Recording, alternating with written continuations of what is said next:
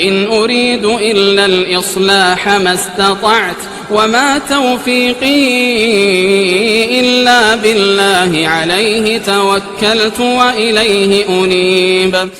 میں تو اصلاح کرنا چاہتا ہوں جہاں تک بھی میرا بس چلے، اور یہ جو کچھ میں کرنا چاہتا ہوں اس کا سارا انحصار اللہ کی توفیق پر ہے. اسی پر میں نے بھروسہ کیا اور ہر معاملے میں اسی کی طرف میں رجوع کرتا ہوں. بڑی عظیم شان والا، عظمتوں والا، رحمتوں والا ہمارا یہ رب ہے اللہ رب العالمین. سبحان اللہ و بحمدہ سبحان اللہ العظیم، سبحان اللہ و بحمدہ سبحان اللہ العظیم، سبحان اللہ و بحمدہ سبحان اللہ العظیم. اس کے بعد درود السلام ہو پیارے نبی محمد الرسول اللہ صلی اللہ علیہ وسلم پر، کہ جن کو اللہ تبارک و تعالیٰ نے آخری نبی بنا کر، رحمت للعالمین بنا کر، مفسر قرآن بنا کر مبعوث فرمایا، اور جن کی اطاعت کو ہم پر واجب کیا، اور جن پر ایمان لانا، جن کی توقیر کرنا اور جن کی پیروی اور اتباع کرنا، یہ اللہ تبارک و تعالیٰ کا حکم ہے اور ہم پر لازم ہے کہ یہ کام ہم انجام دیں. اللہم صلی علی محمد وعلی آل محمد کما صلیت علی ابراہیم وعلی آل ابراہیم انک حمید مجید. اللہم بارک علی محمد وعلی آل محمد کما بارکت علی ابراہیم وعلی آل ابراہیم انک حمید مجید. معزز سامعین، آپ جانتے ہیں پچھلے دنوں شہر جدہ میں اعلان ہوا مختلف مقامات پر، مختلف مساجد میں، کہ انشاءاللہ اس جمعرات اور جمعہ فضیلۃ الشیخ سید معراج ربانی حفظہ اللہ تشریف لا رہے ہیں. جدہ دعویٰ سینٹر حی السلامہ کے تعاون سے دو عظیم ان کے پروگرام دو الگ دنوں میں جمعرات اور جمعہ الگ الگ مقامات پر رکھے جائیں گے. پہلا ان کا بیان خطاب عام ہوگا ہمارے یعنی میں جہاں کام کرتا ہوں جدہ مکتب دعویٰ، مکتب جالیات کلو 14 جو مکتب شرف جدہ کے نام سے مشہور ہے، وہاں کے بن باز رحمہ اللہ ایڈیٹوریم ایک جو بڑا ہال ہے، اس ہال میں ان کا خطاب عام ہوگا اور اس کا موضوع ہوگا شیخ الاسلام محمد بن عبد الوہاب رحمہ اللہ کی دعوت کی خصوصیات. اور جمعہ کے دن بعد نماز عشاء مسجد بخاری، یہ جس مسجد میں ہم لوگ ہیں، یہاں انشاءاللہ حق اور باطل میں تمیز کیسے کیا جائے، تقریباً اس موضوع پر شیخ کا دوسرا خطاب عام ہوگا. اس سلسلے میں تیاری ہوئی. مکتب تعاونی ہمراہ الکورنیش جو دعویٰ سینٹر ہے ہمراہ کا، اس کے تعاون سے اس کے ماتحت یہ پروگرام یہاں پر ہوگا. یہ بہرحال اعلانات ہوئے اور تنسیق ہوئی اور شیخ نے تیاری بھی کر لی، شیخ معراج ربانی حفظہ اللہ، اور ساری چیزیں ہو چکی. اب بس باقی تھی بات کہ وہ حجز کرواتے، ریزرو کرتے اپنی سیٹ اور یہاں آتے. شیخ محترم حفظہ اللہ نے بارہا کوشش کی آخری وقت تک کہ ان کو کوئی ریزرو مل جائے، ریزرویشن حجز مل جائے، کوئی بھی ایک سیٹ مل جائے، کہ وہ اکیلے ہیں، وہ آ رہے ہیں ماشاءاللہ ہیں، لیکن سیٹ ایک چاہیے تھی تو وہ یہاں آنے والے تھے. لیکن ہم سب نے چاہا، انہوں نے بھی چاہا کہ وہ آئیں، ہم نے بھی چاہا کہ ہم ان کو سنیں، کیونکہ ہم ان کو چاہتے ہیں، اللہ کے لیے ان سے محبت کرتے ہیں، لیکن اللہ نے نہیں چاہا. بہرحال وجہ نہیں آنے کی میں آپ کو بتانا چاہتا ہوں. شیخ محترم کی نہیں آنے کی وجہ حجز کا نہیں ملنا، جو ایک سبب ہے، حجز نہیں ملا، ریزرویشن نہیں ملا. جمعرات ان کو آنا تھا، جمعرات 11 بجے کی فلائٹ تھی وہ، اور رات اس سے پہلے میری ان کی تقریباً 15-20 منٹ فون پر گفتگو ہوئی ہے. بدھ کی رات، جو اصل جمعرات کی رات کہتے ہیں جس کو، بدھ کی رات، چاہت شنبے کی رات میں تقریباً 11 بجے میں نے ان سے فون کیا، کافی بات ہوئی تو انہوں نے کہا کہ شیخ میں پوری کوشش کر رہا ہوں، اب تک ریزرویشن نہیں ملی، سیٹ نہیں ملی. بہرحال کوشش جاری تھی ان کی، لیکن آخر کار سیٹ ان کو نہیں ملی. یہی وجہ ہے شیخ محترم کے نہیں آنے کی. ما شاء اللہ کان وما لم یشأ لم یکن. جو اللہ چاہتا ہے وہ ہوتا ہے، جو اللہ نہیں چاہتا وہ نہیں ہوتا. وما تشاؤون الا ان یشاء اللہ رب العالمین. ہم کو ماننا پڑے گا، یہ ہمارا ایمان ہے کہ اللہ تعالیٰ نے فرمایا اے لوگو جو تم چاہتے ہو وہ نہیں ہوتا، اللہ جو چاہتا ہے وہ ہوتا ہے. کیوں نہ ہو؟ ہمارے نبی محمد صلی اللہ علیہ وسلم نے چاہا کہ ان کے چچا کلمہ پڑھ لیں، اور جب دیکھا کہ قوم کا ڈر ہے تو انہوں نے یہ کہا کہ کم سے کم میرے کان میں پڑھ لو، چپکے سے آہستہ سے، قوم کا ڈر ہے تو میرے کان میں پڑھ لو، میں کل قیامت کے دن گواہی دوں گا کہ اے اللہ میرے چچا نے کلمہ پڑھا ہے. محمد صلی اللہ علیہ وسلم چاہ رہے ہیں لیکن اللہ نے نہیں چاہا. آیت اتری انک لا تہدی من احببت ولکن اللہ یہدی من یشاء. بے شک اے محمد صلی اللہ علیہ وسلم آپ جس کو چاہیں ہدایت نہیں دے سکتے، اللہ جس کو چاہے ہدایت دے سکتا ہے. یہ ہے توحید کہ ہم یہ ایمان لائیں، ذرائع راستے سب کچھ اپنا لیں، آخر میں وہ چیز نہ ملے تو پھر وہ حدیث ہم یاد رکھیں تقدیر کے باب میں، جس کو علامہ محمد ناصر الدین البانی رحمۃ اللہ علیہ نے اپنی کتاب سلسلۃ الاحادیث الصحیحہ میں نقل کیا ہے. صحیح حدیث نبی علیہ الصلوۃ والسلام فرماتے اس حدیث شریف میں ما اصابک لم یکن لیخطئک وما اخطأک لم یکن لیصیبک. جو چیز تم کو مل گئی ہے، حاصل ہو گئی ہے، وہ تم سے چھوٹ کر جانے والی نہیں تھی، اور جو چیز نہیں ملی ہے، نہیں ہوئی ہے جو چیز، وہ تم کو ملنے والی بھی نہیں تھی، کیونکہ تقدیر میں وہ چیز نہیں تھی. تو اس حدیث پر ہمارا ایمان ہونا چاہیے، اور اللہ تعالیٰ کی مشیت چلتی ہے دنیا میں. نبی علیہ الصلوۃ والسلام کے سامنے مجھے وہ حدیث مسند احمد کی یاد آ رہی ہے. نبی علیہ الصلوۃ والسلام کے سامنے ایک آدمی نے ایک جملہ کہا. کیا کہا جملہ؟ غور کیجئے جملے پر. ما شاء اللہ و شئت. اللہ اور آپ کون؟ محمد صلی اللہ علیہ وسلم.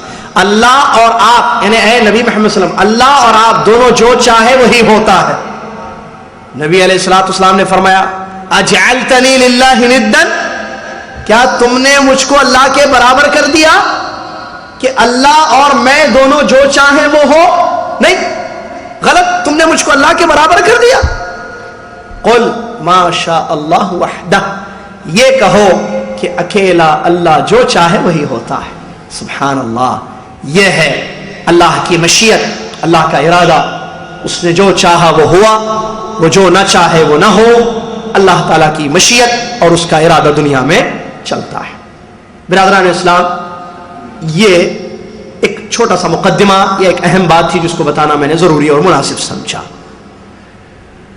حق اور باطل کے درمیان تمیز، یہ موضوع شیخ معراج ربانی حفظہ اللہ کو دیا گیا تھا. وہ نہیں، وہ موضوع نہیں. ان کی جگہ میں آپ کا چھوٹا بھائی، ان کا چھوٹا بھائی آپ کی خدمت میں آیا ہوں ایک دوسرا موضوع لے کر. وہ موضوع انشاءاللہ ان سے پھر کبھی سن لیں گے. موضوع بھی جب شیخ ہی نہ ہو تو پھر وہ موضوع میں بولوں مناسب نہیں ہے. ٹھیک ہے، کیونکہ شیخ معروف ہیں الحمدللہ اپنے انداز میں، اپنے اسلوب میں، اور میں گواہی دیتا ہوں کہ میں دل سے شیخ کی عزت، تکریم اور اللہ کے لیے ان سے محبت کرتا ہوں. اللہ تعالیٰ نے آپ کی دعوت کا اثر جو دنیا میں رکھا ہے، یہ ایک بہت بڑی دلیل ہے اس بات کی کہ انشاءاللہ اللہ تعالیٰ کے آپ محبوب ترین بندے ہیں. کیوں؟ اس لیے کہ نبی علیہ الصلوۃ والسلام کی حدیث میں اس بات کی خبر دی گئی ہے. اللہ تعالیٰ جب کسی بندے سے محبت کرتا ہے تو اعلان کرتا ہے، فرشتوں میں اعلان ہوتا ہے، آسمانی مخلوق میں اعلان ہوتا ہے، پھر یوضع لہ القبول فی الارض. نبی علیہ الصلوۃ والسلام نے فرمایا زمین والوں میں قبولیت ڈال دی جاتی ہے کہ سب اس شخص کو پسند کرتے ہیں، محبت کرتے ہیں اور اس کی باتوں کو قبول کرتے ہیں.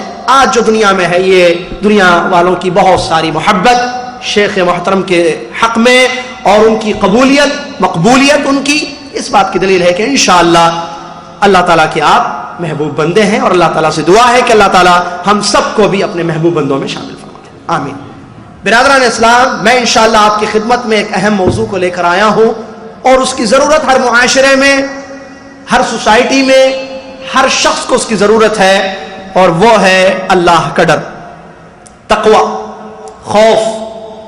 مختلف اس کے نام، تقوی، خوف، اللہ کا ڈر. یہ چیز جس کی ضرورت ہم سب کو ہے، انشاءاللہ میں آپ کی خدمت میں قرآن و حدیث کی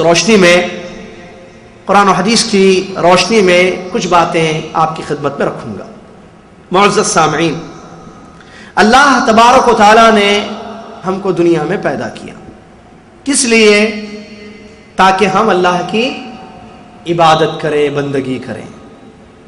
اور اللہ کی عبادت کیسے ہو؟ توحید کے ساتھ، کہ ہم ایک اللہ کی عبادت کریں، اس کے ساتھ کسی کو شریک نہ کریں۔ سورہ ذاریات میں اللہ تعالیٰ فرماتا ہے وَمَا خَلَقْتُ الْجِنَّ وَالْإِنسَ إِلَّا لِيَعْبُدُونَ، میں نے انسان اور جن کو عبادت کے لیے پیدا کیا ہے۔ کون سی عبادت؟ توحید والی، کیونکہ عبادت شیخ الاسلام محمد بن عبد الوہاب رحمۃ اللہ علیہ فرماتے ہیں العبادت ہی التوحید، عبادت توحید ہی ہے۔ لأن الخصومۃ فیہ، کیونکہ قوموں کا اپنے نبیوں سے جھگڑا توحید میں ہوا، توحید کو لے کر۔ تو عبادت اصل توحید ہے، نہ کہ وہ عبادت جو مشرکین مکہ کرتے تھے یا قومیں کرتی تھیں، کہ اللہ کی عبادت بھی ہوتی تھی اور اللہ کے ساتھ شرک بھی ہوتا تھا۔ یہ وہ عبادت نہیں ہے کہ جس کے لیے انسانوں کو پیدا کیا گیا ہے۔ عبادت جس کے لیے انسانوں کو پیدا کیا گیا ہے وہ ہے توحید۔ عبداللہ بن عباس رضی اللہ تعالیٰ عنہما مشہور مفسر قرآن ہے، فرماتے ہیں کہ قرآن میں جہاں بھی لفظ عبادت استعمال ہوا ہے وہاں مطلب ہے توحید، کہ ایک اللہ کی عبادت ہو، اس کے ساتھ کسی کو شریک نہ کیا جائے۔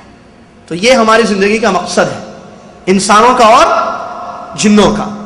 یہ اور بات ہے کہ انسان اور جن اس میں پیچھے ہیں، اللہ کی عبادت جیسی کرنی ہے ویسے نہیں کرتے ہیں۔ حالانکہ میں نے شروع میں ایک آیت پڑھی، آپ کو یاد ہو وَالنَّجْمُ وَالشَّجَرُ يَسْجُدَانِ، ستارے اللہ کی بات کرتے ہیں، درخت اللہ کی عبادت کرتے ہیں، اور جو مکلف ہے بشر، انسان اور جن، وہ اللہ کی عبادت نہیں کرتا ہے، جبکہ اللہ کی بات ضروری ہے، یہ زندگی کا مقصد ہے۔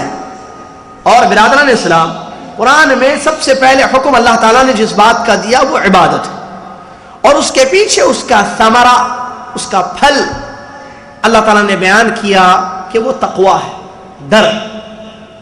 ارشاد باری ہے اعوذ باللہ من الشیطان الرجیم بسم اللہ الرحمن الرحیم یا ایہا الناس اعبدوا ربکم الذی خلقکم والذین من قبلکم لعلکم تتقون۔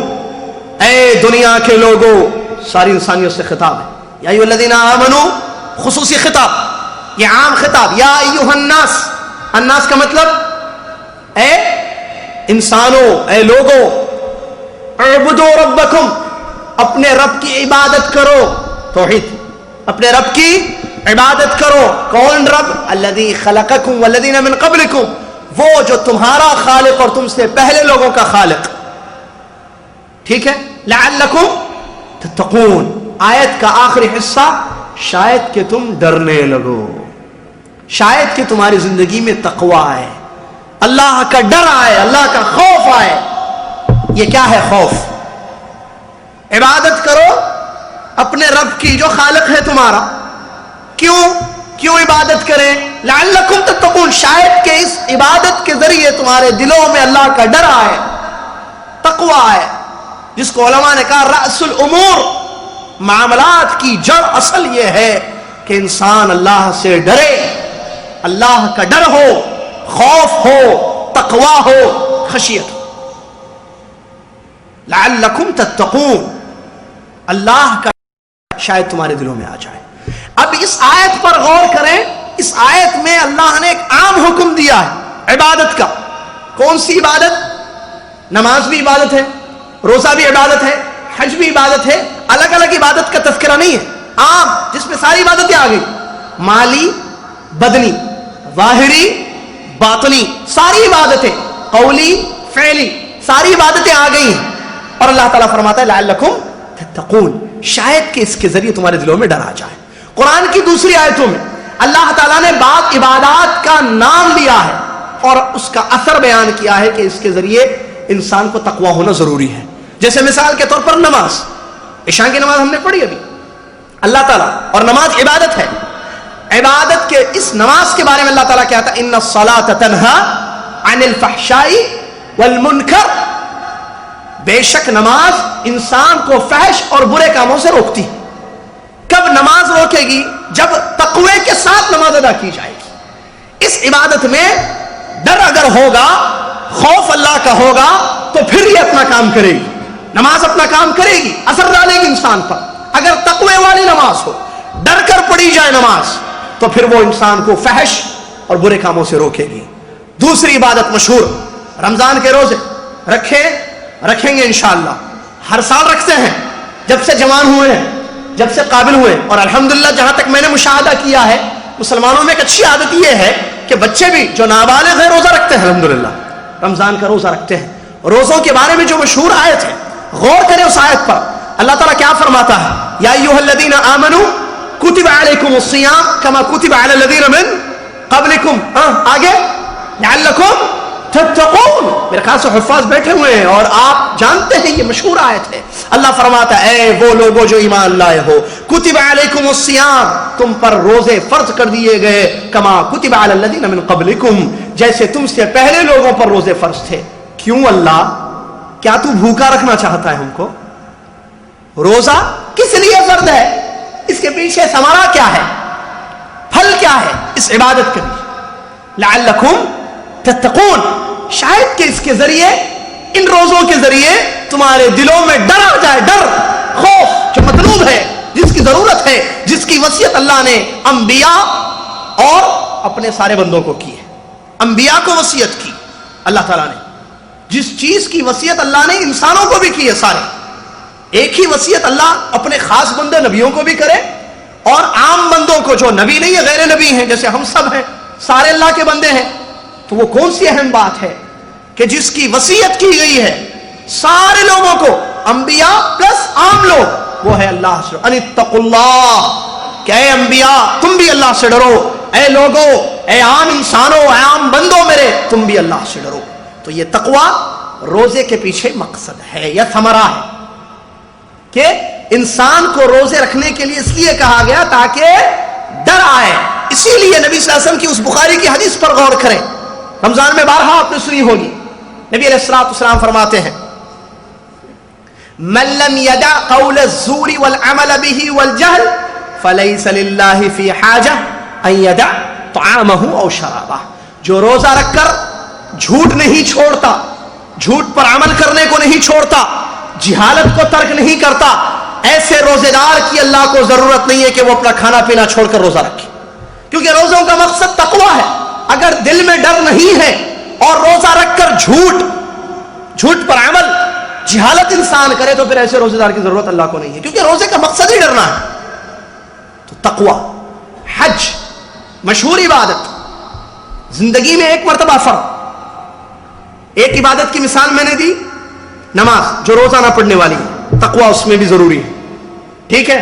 دوسری عبادت سالانہ کی جانے والی، سال میں ایک مرتبہ کی جانے والی عبادت جو اسلام کا ایک رکن ہے، جیسے نماز بھی رکن ہے، وہ رمضان، روزوں کے پیچھے، روزے رمضان کے روزوں کے پیچھے مقصد کیا ہے کہ ڈر آئے، دل میں ڈر پیدا ہو۔ کیسے؟ چھوٹی بھی سی مثال دیتا ہوں سمجھنے کے لیے۔ روزے میں آپ ہوتے ہیں تو روزے میں پیتے ہیں آپ، کھاتے ہیں نہیں، آپ روزے سے ہیں، اکیلے ہیں، کمرے میں ہیں، آپ کوئی نہیں دیکھ رہا ہے، آپ تپتی ہوئی دھوپ ہے، باہر ڈیوٹی کر کے آئے ہیں، گلا سوکھ گیا، تلاجے میں پانی رکھا ہوا ہے، کوئی نہیں ہے دیکھنے والا سوائے رب کے۔ آپ رمضان میں روزے کی حالت میں آپ پانی نہیں پیتے ہیں، کوئی نہیں دیکھ رہا۔ اگر پانی پی لیں تھوڑا سا، آپ کس کو پتا چلے گا باہر کہ آپ روزے سے نہیں؟ لیکن مجھے معلوم ہے میرے بھائیوں، میری ماں اور بہنوں، ہم یہ کام نہیں کرتے۔ کیوں؟ کس چیز نے روکا ہے مجھ کو پانی پینے سے؟ پیاس لگ رہی ہے، دنیا کی کوئی نگاہ نہیں ہے، کس چیز نے؟ اللہ کے ڈر نے روکا ہے۔ یہ تقویٰ بعد میں کہاں چلا جاتا ہے؟ یہ ڈر کہاں چلا گیا؟ رمضان، روزہ ختم، سگریٹ ہاتھ میں آ گیا، روزہ ختم، فلم ہم دیکھنے لگے، روزہ ختم، گالیاں، چغل خوری، غیبت، بہتان تراشی، تہمت، الی غیر ذالک، مختلف گناہوں کا شکار ہم ہو گئے، ارتکاب ہم کرنے لگے۔ یہ کون سا روزہ ہے؟ ہر سال رمضان میں ٹریننگ دی جاتی ہے کہ لعلکم تتقون، لعلکم تتقون، لعلکم تتقون، ڈرو ڈرو ڈرو۔ روزے اس لیے فرض ہیں، جیسے ڈر کر کھانا پینا چھوڑتے ہو، اور غور کریں اس پر، یہ کھانا پینا آپ کے لیے ہمیشہ منع نہیں ہے. افطار تک، سورج غروب ہونے تک. سورج غروب ہو جائے پھر وقت ختم ہو گیا، کھائیے، آپ پیجیے پانی، ٹھنڈا پانی پیجیے، جوس پیجیے، کھائیے. لیکن وہ چیزیں جو زندگی بھر حرام ہے، جیسے سود، رشوت، غیبت، چوری، زنا، شراب خوری وغیرہ وغیرہ، یہ جو زندگی بھر حرام ہے، ان چیزوں کا ارتکاب کیا جاتا ہے. اور روزے میں رہ کر حلال چیز انسان نہیں پیتا ہے. روزے میں رہ کر حلال چیزیں جو روزے کی حالت میں حرام ہے، ان چیزوں کو استعمال نہیں کرتا اللہ کے ڈر سے. یہ تقوی ختم ہو جاتا ہے چاند رات سے. جیسے چاند عید کا نظر آ جائے پھر تقوی ختم، اور وہی پرانی زندگی میں انسان چلا جاتا ہے جو رمضان سے پہلے. کیا فائدہ ایسے روزوں کا؟ ایک انسان فوج میں جاتا ہے اپنے ملک میں ٹریننگ لینے کے لیے، تو وہ لوٹ کر آتا ہے تو پوری لائف چینج ہو جاتی ہے. حتیٰ کہ ہم نے اپنے آنکھوں سے دیکھا، آپ نے دیکھا ہوگا، اس کی چال بھی بدل جاتی ہے. اب وہ ویسے نہیں چلتا ہے جیسے وہ پہلے چلتا تھا. سسٹمیٹک لائف اس کی ہو جاتی ہے، ڈسپلین اس کے لائف میں آ جاتا ہے، مکمل اس کی لائف چینج. ٹریننگ کا اثر ہو رہا ہے. اس کو ٹریننگ دی گئی، یہ کھانا، ایسا کھانا، ایسے بیٹھ کر کھانا، ایسے چلنا، ایسے آنا، ایسے سونا، اتنے بجے اٹھنا، یہ نہیں کھانا، یہ استعمال نہیں کرنا، ایوریتھنگ وغیرہ. یہ ساری چیزیں اس کو ٹرین کی جاتی ہیں. اور رمضان ہر سال آتا ہے ہماری زندگیوں میں. لعلکم تتقون ہر سال ہم پڑھتے ہیں کہ روزے رکھو، اللہ سے ڈرو، اللہ سے ڈرو، روزے رکھو. روزے رکھتے ہیں لیکن تقوی نہیں ہمارے پاس آ رہا ہے کہ سالانہ پتہ نہیں ہم میں سے کتنے لوگوں نے کتنے سال روزے رکھے ہیں لیکن زندگی میں تقوی نہیں آیا. جو مقصد لعلکم تتقون جس کو کہا گیا کہ شاید تم ڈرنے لگو ان روزوں کے پیچھے، اور یا ایھا الناس اعبدوا عام عبادات کے ذریعے جو بتایا گیا ہے کہ تم اللہ کی عبادت کرو تاکہ تمہارے دلوں میں اللہ کا ڈر آ جائے. لیکن وہ ڈر ہمارے پاس آج تک نہیں آیا. وہ فوجی آدمی جس کو دنیا والے ٹرین کرتے ہیں وہ بدل جاتا ہے. ہماری زندگی میں کوئی تبدیلی نہیں آ رہی ہے. رمضان آتا ہے جاتا ہے، رمضان سے پہلے جو کنڈیشن جو حالت تھی وہی حالت رمضان کے بعد ہے. کوئی چینجز نہیں. کہاں ہے تقوی؟ لعلکم تتقون کیا مطلب ہے اس کا؟ کیا ہم نہیں سمجھے؟ صرف کتب علیکم الصیام ہم کو معلوم ہے کہ روزے فرض ہے، روزے فرض ہے، رمضان کے روزے رکھنا ہے، روزے رکھنا ہے، ہم بھی رکھ رہے ہیں، بیوی بچے سب رکھ رہے ہیں. لعلکم تتقون بھول گئے. آئیے ایک تیسری مثال.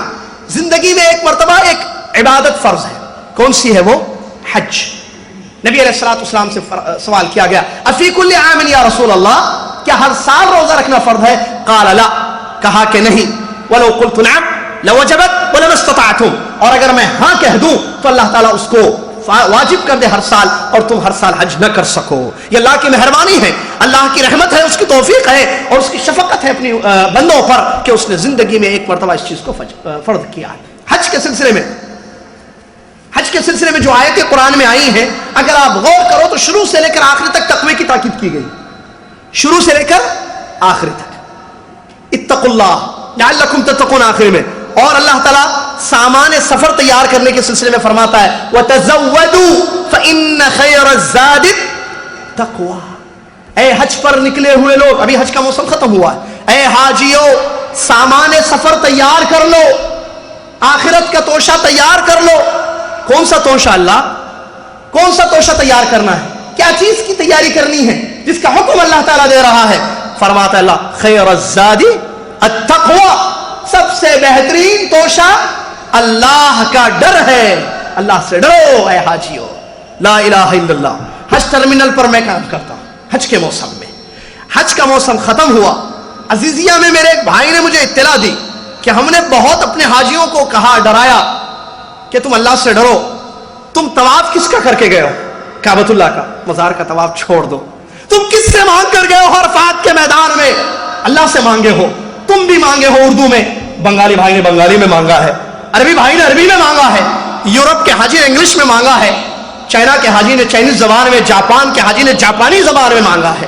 سب نے مختلف زبانوں میں اس رب سے مانگا ہے جو ساری زبانیں سمجھتا ہے، ساری زبانوں کو جانتا ہے اور سب کو عطا کرتا ہے. اس سے مانگا، جا کر کسی اور سے نہ مانگنا. اللہ سے ڈرو میرے حاجی بھائی. اس کے رشتہ دار تھے، ڈرایا. حج کر کے وہ واپس جاتا ہے، وہ میرا بھائی عزیزیہ میں مجھے اطلاع دیتا ہے کہ میرے شیخ میں کیا بتاؤں آپ کو، میں نے بہت سمجھایا، کیسٹیں دی، سمجھایا، حج کر کے جا رہے ہو، اللہ سے ڈرو، حج کا اثر زندگی میں باقی رکھو. وہ اپنے گاؤں گئے تو بجائے یہ کہ پہلے اپنے گھر والوں سے ملتے جا کر مزار کا طواف کر کے گھر کو گئے. لا الہ الا اللہ. یہ کون سا حج ہے؟ ایو حج ہذا، مجھے بتائیے آپ. کیسے روزے، کیسی نمازیں، کیسے حج؟ یہ کون سی عبادتیں ہیں کہ ڈر ختم ہو گیا ہے، تقوی کا نام و نشان نہیں ہے. ہم اللہ کی عبادت کر رہے ہیں یہاں پر اور ہمارے دلوں سے ڈر ختم ہو گیا. اللہ تعالیٰ حاجیوں کو اس بات کی تاکید کر رہا ہے وَتَزَوَّدُوا فَإِنَّ خَيْرَ الزَّادِ التَّقْوَىٰ. اے حج پر نکلے ہوئے لوگ، سامان آخرت تیار کرو. تقویٰ خیر الزاد، سب سے بہترین توشہ، سب سے بہترین ساز و سامان جو تم لے کر آخرت میں جا سکتے ہو وہ ہے تقویٰ. وَاتَّقُونِ يَا أُولِي الْأَلْبَابِ. آگے فوراً پھر تیسری جگہ تاکید کرتے ہوئے اللہ فرماتا ہے اے عقل مندو، حج پر آئے ہوئے لوگوں، اللہ سے ڈرو، مجھ سے ڈرتے ہوئے زندگی گزارو. اللہ کہتا ہے کہاں ہے یہ تقویٰ؟ مجھے بتائیے. حج کر کے واپس آتا ہے، حالت احرام کی پابندیوں کا اس نے خیال کیا ہے حج میں، لیکن زندگی بھر جن پابندیوں کا خیال کرنا چاہیے اس کا کوئی پابندی نہیں کرتا ہے. سگریٹ اس کے ہاتھ میں نظر آتی ہے. حج کر کے جدہ میں کچھ حاجیوں کو دیکھا گیا، داڑیاں پوری نکال دی جبکہ حج میں انہوں نے رکھا ہے. کیا فائدہ ہے اس حج کا؟ حج میں اس نے نقاب نہیں لگایا اور اوڑھنی سے چہرے کا پردہ کیا. بہن نے تقویٰ کہاں گیا مجھے بتائیے؟ حج کر کے واپس جا رہی ہے، ایئرپورٹ پر چہرہ دکھا رہی ہے. لا حول ولا قوت الا باللہ. یہ کیسا حج ہے؟ کیا فائدہ ہے اس حج کا؟ کیا فائدہ ایسی عبادت کا جس میں لعلکم تتقون نہ ہو، اللہ کا ڈر ہی نہ ہو؟ اللہ کا ڈر میرے بھائی، سورہ بقرہ کی آیتیں پڑھیں. اللہ تعالیٰ اس ڈر کے بارے میں کہتا ہے وَإِنَّ مِنَ الْحِجَارَةِ لَمَا يَتَفَجَّرُ مِنْهُ الْأَنْهَارُ. قرآن کی آیت ہے. پہاڑ پتھروں کی قسمیں اللہ تعالیٰ بیان کرتا ہے، 3 قسم کے پتھر. اس میں ایک وہ پتھر ہے جس کے بارے میں وَإِنَّ مِنْهَا، آیت یاد آ گئی، وَإِنَّ مِنْهَا لَمَا يَهْبِطُ مِنْ خَشْيَةِ اللَّهِ. کچھ پہاڑ کے پتھر ایسے ہوتے ہیں جو خشیت الہی سے، اللہ کے ڈر سے گر جاتے ہیں. اللہ پتھر سٹون پہاڑ کا گر جاتا ہے. کس سے؟ کیوں گرتا ہے؟ کوئی گرا دیتا ہے اس کو؟ نہیں. من خشیت اللہ، اللہ کے خوف سے، اللہ کے ڈر سے گر جاتا ہے. برادران اسلام، کہاں ہے ہمارے دلوں میں ڈر؟ کیوں ہم اللہ سے نہیں ڈرتے؟ کتنی جگہ، کتنی آیتیں آپ نے سنی، یا ایھا الذین آمنوا اتقوا اللہ، اے وہ لوگوں جو ایمان لائے اللہ سے ڈرو. بے شمار قرآن کی آیتیں ہیں جہاں تقوی کی تاکید کی گئی. اللہ سے ڈرو، اللہ سے ڈرو، اللہ سے ڈرو. واتقون یا اولی الالباب، یا ایھا الذین آمنوا اتقوا اللہ حق تقاتہ. اے ایمان والو ویسے ڈرو جیسے ڈرنے کا حق ہے. کہاں ہے ہمارے پاس ڈر؟ تقوی کا مطلب کیا ہے میرے بھائیوں؟ جس کی تاکید آئی ہے، علماء اکرام نے اس کی تفسیر بیان کی ہے. عام طور پر غلط فہمی ہے. کیا غلط فہمی ہے؟ ارے بھائی ڈر کی بات کرتے ہیں آپ، ڈر یہاں ہوتا ہے، یہاں. ایک جملہ آپ نے سنا ہوگا، میں نے سنا ہے، آپ نے بھی سنا ہوگا. کسی بہن سے کوئی بہن کہتے اللہ سے ڈر میری بہن، پردہ کر لے. ارے چلو جی جاؤ، پردہ تو دل کا پردہ ہوتا ہے، چہرے کا پردہ کیا ہے؟ اصل ڈر تو یہاں ہے. تم پردہ کر کے بھی کچھ کام کرتی ہو برے، تو اصل ڈر تو یہ ہے، دل کا ڈر. یا بھائی کہتے ہیں بھائی یہ غلط کام ہے چھوڑ دو، یہ شرک ہے چھوڑو، یہ بدعت ہے چھوڑو، اللہ سے ڈرو. ارے جاؤ جی بڑے آئے آپ سمجھانے. ڈر کس کو؟ اس کو تھوڑی کہتا ہے ڈر. ڈر اندر ہوتا ہے، اندر. یہ غلط فہمی. تقوی کا مطلب کیا ہے؟ تقوی کا علماء نے، صحابہ نے، تابعین، اتباع سلف صالحین نے کیا بیان کیا ہے تقوی کو؟ سلف صالحین نے تقوی کے بارے میں بیان فرمایا کہ تقوی کا مطلب یہ ہے کہ تم اللہ کی اطاعت کرو ثواب کی امید رکھتے ہوئے.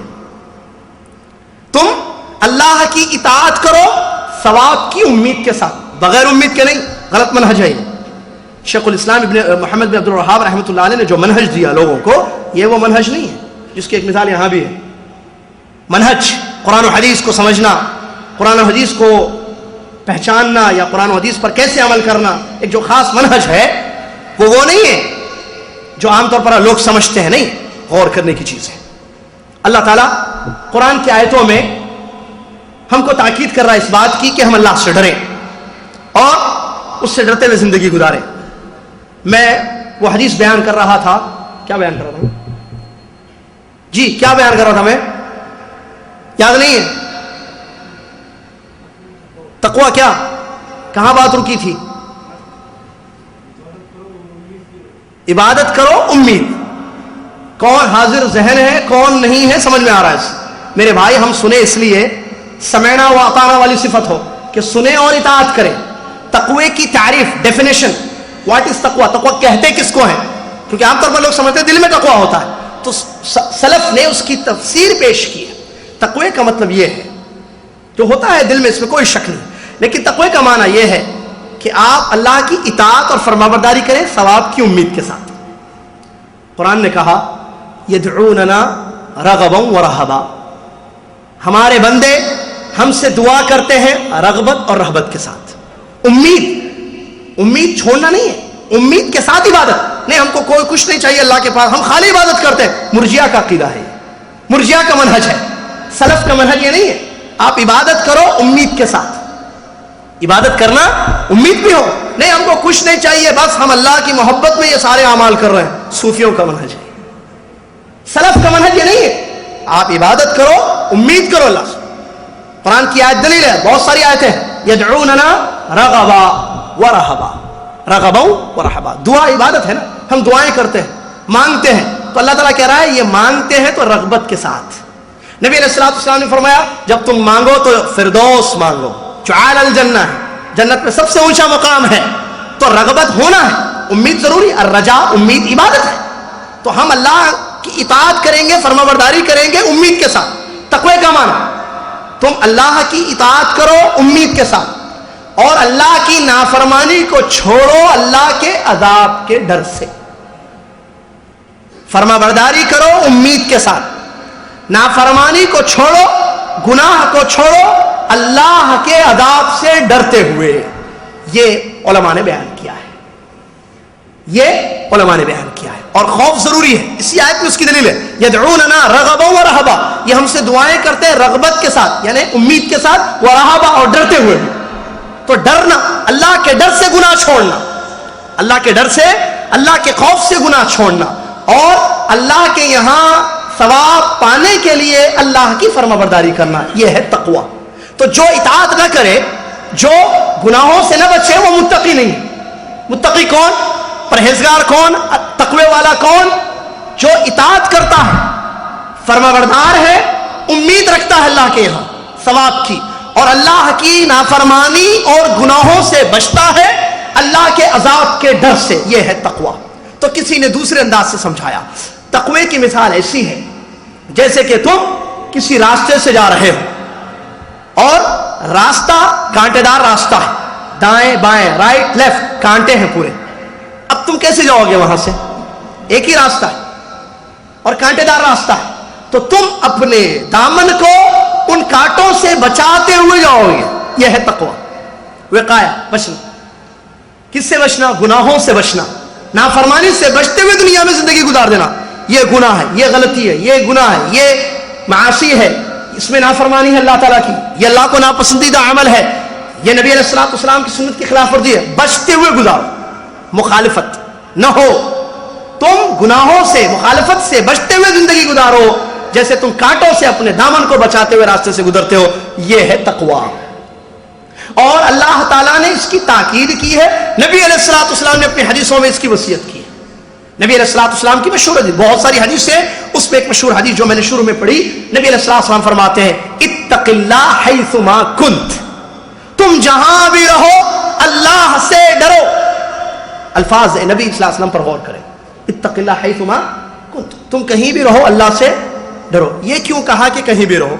اس لیے کہ اس کی تشریح میں لکھا علماء نے، آدمی لوگوں کے سامنے اچھا رہتا ہے،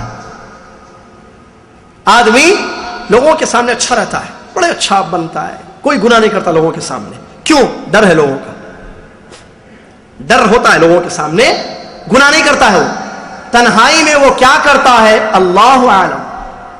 نبی علیہ السلام فرماتے اتق اللہ حیث ما کنت، تم جہاں رہو اللہ سے ڈرو.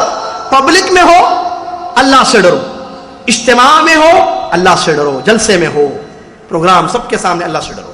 تنہا ہو، کوئی نہیں دیکھ رہا ہے، لیکن تمہاری توحید ہے نا، تم نے لا الہ الا اللہ پڑھا ہے، اور اللہ کے اسماء و صفات ہے.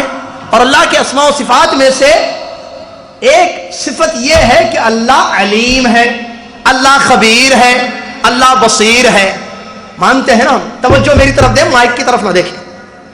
علیم اور خبیر اللہ کی صفت. تو ہم تنہا ہو تو دنیا تو نہیں جانتی ہے، دنیا نہیں دیکھ رہی ہے، لیکن اللہ نہیں دیکھ رہا ہے، تو پھر تقوی کہاں ہے؟ لوگوں کے سامنے ڈرے اللہ سے تو تنہا میں بھی ڈرو، تنہائی میں.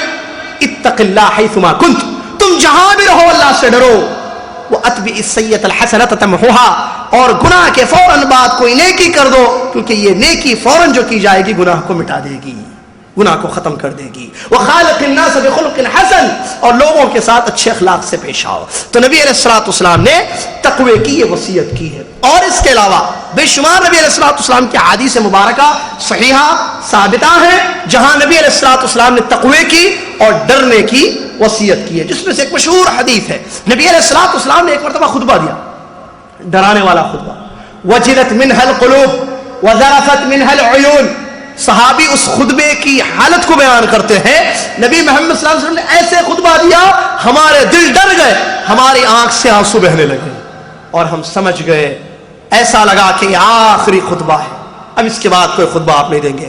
ایسے ڈرانے والا خطبہ محمد الرسول اللہ صلی اللہ علیہ وسلم نے اپنی امت کو دیا، صحابہ کرام۔ تو صحابی کہتے ہیں کأنها موعظة مودع فأوصنا یا رسول اللہ صلی اللہ علیہ وسلم، اللہ کے نبی علیہ الصلوۃ والسلام ایسے لگا ہے کہ آپ ہم سے الوداع ہو رہے ہیں، آپ ہم کو چھوڑ کر جا رہے ہیں، ایسی نصیحت آپ نے کی ڈرانے والی، تو ہم چاہتے ہیں کہ آپ ہم کو وصیت کر کے جائیں، کوئی اہم بات بتا کے جائیں۔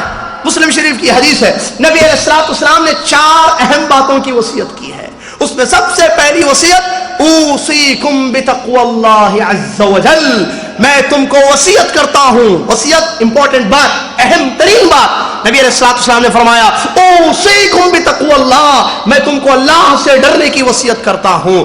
دوسری وصیت کی کہ تم پر کوئی بھی بادشاہ بن جائے تم اس کی بات سننا اور اطاعت کرنا، منہج، اللہ سے ڈرو پہلی وصیت، اور دوسری کوئی بھی حاکم بن جائے اگرچہ وہ غلام کیوں نہ ہو، دوسری روایت اس کا سر اخروٹ کے جیسے یعنی بد شکل کیوں نہ ہو، لیکن اگر وہ امیر ہے، حاکم ہے، تمہارا بادشاہ ہے، تو اس کی سمع و طاعت، اس کی بات کو سننا اور اس کی اطاعت اور فرما برداری کرنا۔ اور یہ سلف کا منہج ہے کہ حاکم وقت کی بات سننا اور اطاعت کرنا۔ خروج، بغاوت ایک لسانی ہوتی ہے اور ایک ہاتھ سے کی تلوار سے ہوتی ہے، بغاوت، دونوں حرام ہے۔ یہ سلف کا منہج نہیں، یہ خوارج کا منہج ہے، جس پر ہماری ایک تقریر یا کہیں کہ ایک موضوع ہے جو عاقل صاحب کے پاس آپ کو ملے گی، خوارج، آج کے دور کے خوارج۔ تو یہ سلف کا منہج نہیں ہے، اس حدیث سے اس کی دلیل ہے۔ نبی علیہ الصلوۃ والسلام نے پہلی وصیت فرمائی تقوی کی، اللہ سے ڈرو، اور دوسری وصیت کہ امیر اگر کوئی وَإِن تَعَمَّرَ عَلَيْكُمْ، اگر کوئی بن جائے، یہاں پوائنٹ ہے، کچھ لوگ کہتے ہیں نہیں بھائی کیسے بن گئے، خود کیسے بن گئے، ہم بنانا نا، ہم ان کو بنانا، یہ خود کیسے بن گئے؟ سنیے حدیث کے الفاظ، وَإِن تَعَمَّرَ عَلَيْكُمْ عَبْدٌ حَبَشِي، حبش کا کوئی کالا غلام عبد اگر بادشاہ بن جائے تم اس کی بات سننا اور اطاعت کرنا۔ ہاں، کہاں ہے منہج؟ یہ ہے شیخ الاسلام محمد بن عبد الوہاب رحمۃ اللہ علیہ کا منہج، یہ ہے صحابہ کا منہج، یہ ہے تابعین کا، سلف صالحین کا منہج۔ بغاوت نہیں، حاکم بن جائے، نبی صلی اللہ علیہ وسلم نے کہا وَإِن تَعَمَّرَ، بن جائے، امیر بن جائے، بادشاہ بن جائے، خود اپنے پاور سے سنو اور اطاعت کرو، لیکن اس کی کنڈیشن یہ ہے کہ اگر نافرمانی کا حکم وہ دے تو وہاں اس کی بات نہیں سنیں گے۔ اگر بادشاہ کہے کہ نہیں کوئی نماز نہیں پڑھنا تو وہاں نہیں مانیں گے بات، نہیں پڑھیں گے نماز، اور کہے کہ نہیں سب شراب پیو، نہیں پیئیں گے شراب کیونکہ حرام ہے، اس میں اللہ کی نافرمانی ہو رہی ہے، تو یہاں حاکم کی بات نہیں مانیں گے، لیکن اس کے علاوہ مانیں گے۔ ریڈ سگنل روکو، گاڑی روکیں گے، 120 سے زیادہ مت چلاؤ، حاکم نے آرڈر دیا نہیں چلائیں گے۔ سمجھ رہے بات؟ 5 سال سے پہلے حج نہ کرو، نہیں کریں گے۔ سمجھ رہے بات؟ مثالیں ہیں یہ سمجھنے کے لیے۔ تو یہ دوسری وصیت نبی علیہ الصلوۃ والسلام نے فرمائی ہے۔ تیسری وصیت علیکم فإنه من يعش منكم بعدي فسيرى اختلافا كثيرا، تم میں میرے بعد جو زندگی گزاریں گے بہت سارا دین میں اختلاف دیکھیں گے، کیا کرو؟ مشہور حدیث ہے، سنے ہوگا، تم میرے طریقے کو، میرے بعد کے خلفاء صحابہ کے طریقے کو مضبوطی سے، جیسے جبڑے کو استعمال کر کے کوئی کسی چیز کو توڑنے کے لیے جبڑوں کا استعمال کرتا ہے، اس طریقے سے اختلافی دور میں مضبوطی سے میری حدیث پر تھمے رہنا، جامے رکھنا، اس کو ہاتھ سے جانے نہ دینا، میرا طریقہ، میرے صحابہ کا طریقہ۔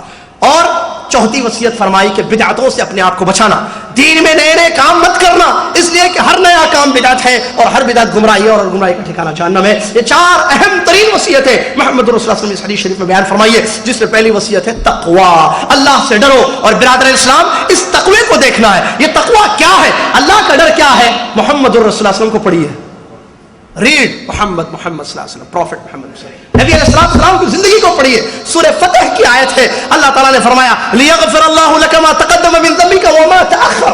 اللہ کے نبی محمد صلی اللہ علیہ وسلم کے پہلے اگلے پچھلے سارے گناہوں کو اللہ نے معاف فرما دیا. اس کے باوجود آپ کے تقوی کا کیا عالم تھا. پوری سیرت کی کتاب بھری پڑی ہے، الرحیق المختوم اٹھائیں، پڑھ کر دیکھیں کس طریقے سے نبی علیہ الصلوۃ والسلام کی زندگی میں تقوی تھا. نماز پڑھ رہے ہیں، وہ آیتیں کون؟ محمد رسول اللہ صلی اللہ علیہ وسلم جنتی رسول نماز پڑھ رہے ہیں. ان آیتوں کی تلاوت ہو رہی ہے جن آیتوں میں عذاب کا ذکر ہے، جن آیتوں میں جہنم کا تذکرہ ہے. نبی علیہ الصلوۃ والسلام رو رہے ہیں، محمد رسول اللہ صلی اللہ علیہ وسلم رو رہے ہیں. صحابہ پیچھے رونے کی آواز کو ایک مثال سے سمجھاتے ہیں.